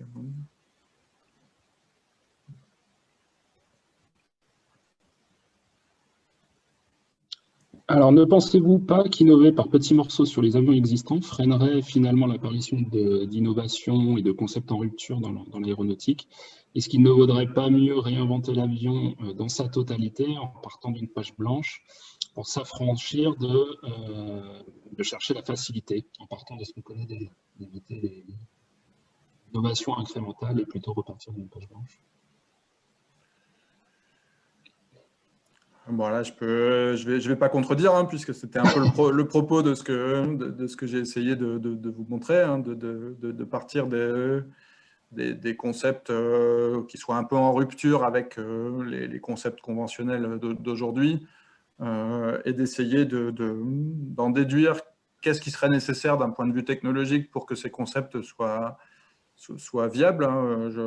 Effectivement, si on veut atteindre des ruptures franches sur les niveaux de consommation, les performances des avions, on est obligé de passer par une approche globale sur la conception de l'avion. Alors, au niveau des centres de recherche, c'est assez facile, on ne construit rien.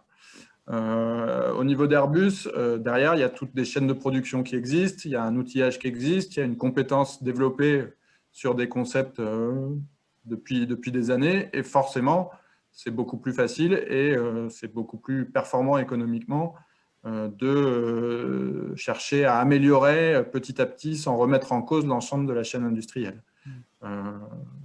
Bon, ça c'est le point de vue du centre de recherche, peut-être que le point de vue de l'industriel est différent. Je ne sais pas, Tony, si tu veux réagir. C'est vrai.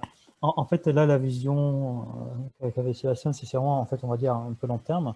Mais à court terme, il faut qu'on passe par des étapes. Comme en fait, j'essaie de prendre quand même dans la présentation, c'est qu'il faut passer par une étape intermédiaire de validation.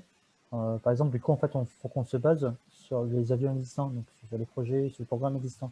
Donc, on ne va pas inventer un avion de A à Z. On va commencer en fait à travailler, à hybrider, à remplacer quelques systèmes par d'autres systèmes sur les avions actuels. Et en fait, donc là, c'est le temps en fait, disons, de maturer de plus en plus nos technologies pour après être capable de fournir un nouveau programme 100% électrique ou autre. Voilà, mais du coup, en fait, je suis convaincu et en fait, puisque si vous voulez, en fait, je travaille beaucoup en fait avec les gens qui font l'automobile et eux en fait en automobile ils sont quand même passés par une phase d'hybridation. Donc là, comme vous voyez, on a des voitures hybrides qui étaient proposées en fait avant de proposer des voitures électriques. Voilà. Du coup en fait là, ce sera plus ou moins la même vision qu'on va avoir en aéronautique. On va passer par une phase d'hybridation avant de passer à des nouveaux concepts d'avions futurs.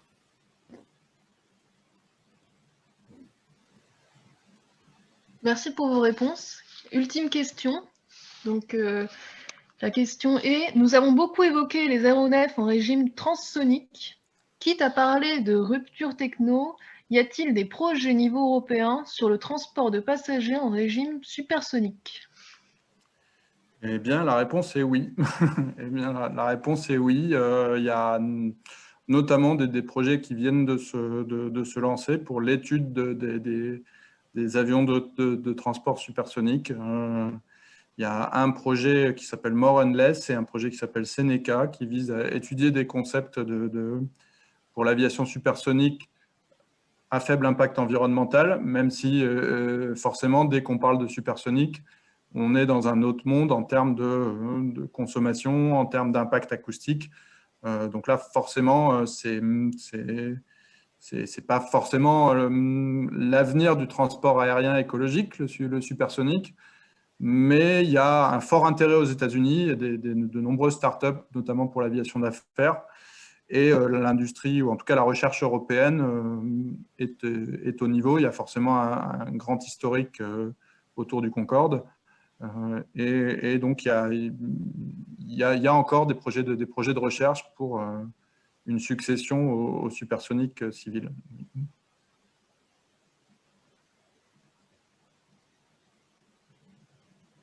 En fait, on a une dernière question. Tu veux la lire, Julien? Une dernière Oui, question. la dernière qui est arrivée à l'instant, donc une propulsion électrique est-elle comparable à une propulsion thermique en termes de rendement poussée énergie fournie? Dans l'automobile, le moteur thermique a un rendement plus faible que le moteur électrique. Oui, si je peux répondre, en fait, peut-être Sébastien complétera, mais en fait, actuellement, on est en train de, on se base en fait actuellement sur les machines électriques qui existent en automobile, puisque quand même c'est un peu le leader, c'est celui qui pousse un peu les technologies, on va dire au niveau de l'électronique de puissance. Mais en fait, on propose actuellement, on travaille sur des nouveaux programmes, sur des nouvelles machines, où on essaie en fait avec ces programmes-là de réduire les pertes, de telle façon d'augmenter les rendements. Voilà, donc du coup, on peut parler peut-être des machines supra, on peut parler des machines en jouant sur le flux de la machine. Enfin voilà, donc il y a différents programmes des machines dans lesquelles en fait qui ne sont pas du tout comparables à l'automobile, parce que du coup en fait c'est pas possible de les déployer dans l'automobile, et qu'on va essayer en fait de déployer sur les programmes ailleurs. Oui, effectivement, comme dit Tony, tout est dans l'amélioration des rendements des chaînes électriques, hein, parce que sur un concept comme Dragon, certes, on gagne en rendement propulsif, parce qu'on est plus efficace qu'une turbine avec un moteur thermique d'un point de vue propulsif, sauf que là où on perd, c'est dans la conversion d'énergie. On part d'un turbogénérateur, on passe par une génératrice qui va convertir une puissance mécanique en puissance électrique. On va devoir la transmettre à travers l'avion. Et ensuite, on a un moteur électrique qui va la reconvertir en puissance mécanique. Donc, on passe par deux conversions et avec des niveaux de puissance qui sont énormes, hein, puisque là, on parle de 10 MW par turbine ensuite et de 800 kW par moteur électrique à peu près hein, sur Dragon. Donc, l'enjeu, c'est d'arriver à faire cette conversion et cette transmission de puissance en minimisant les pertes et donc en maximisant les rendements des composants. Et là, très vite, probablement que la supraconductivité est une des solutions qui peut marcher. Je vois que manifestement, ça a encore éveillé un certain nombre de questions. Donc, ça sera la dernière. Ensuite, je vous proposerai de donner votre conclusion si vous avez un dernier message à faire passer. Donc, est-ce que le modèle de l'aile volante est compatible avec le VTOL? Donc, je pense que c'est pour toi, Sébastien. Oui. Alors, pourquoi pas? On peut tout imaginer. Hein. On peut tout imaginer. Après, il faut aménager correctement des moteurs électriques et des moteurs pour le décollage vertical. Après, je mettrai un bémol qui est qu'en général, les concepts VTOL vont être pour de la mobilité courte distance, pour courte distance, faible vitesse. Et le principal avantage de l'aile volante réside quand même dans son efficacité aérodynamique aux grandes vitesses, donc son intégration, sa finesse.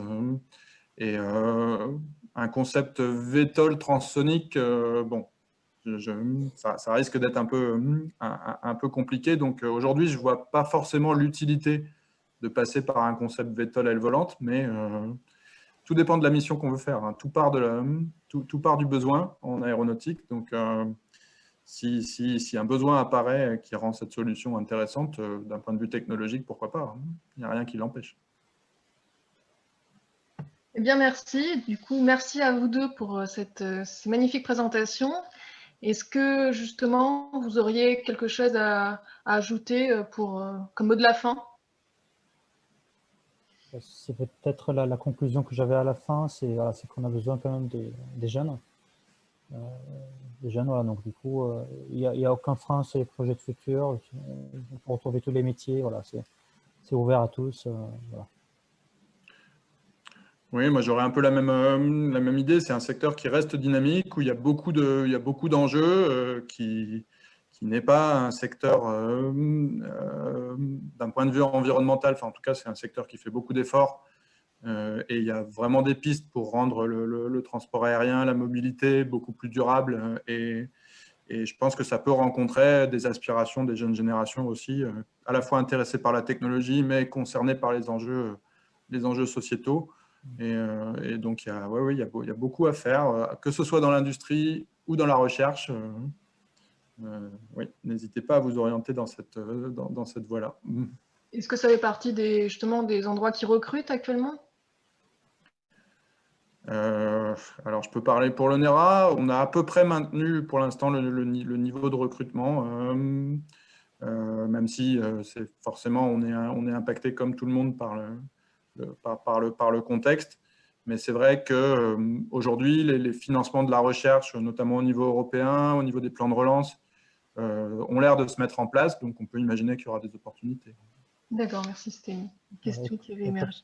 Et côté Safran, en fait, on maintient quand même les thèses, parce que là, en fait, on lance toujours des thèses, et il y a toujours des thèses qui sont lancées, même cette année, en fait. Donc en fait, la recherche continue. Hein. D'accord, c'est prometteur. Merci à vous. On va bientôt arrêter. On est pile dans les délais. Super. Donc, je vois qu'il y a beaucoup de remerciements aussi dans le chat. Merci à tous. Donc, merci à vous pour l'invitation. J'ai oublié dans mon mot de conclusion. C'était une bonne opportunité. Merci beaucoup. avec plaisir. Donc, je rappelle que c'est l'antenne jeune du coup du groupe régional 3AF et le groupe professionnel aéronautique et espace de la Société des anciens élèves des arts et métiers. Donc, merci à vous. Et je pense que je vais bientôt appuyer sur le bouton fin. Voilà. Merci Bonne soirée à tous. Bonne soirée. Bonne soirée à tous.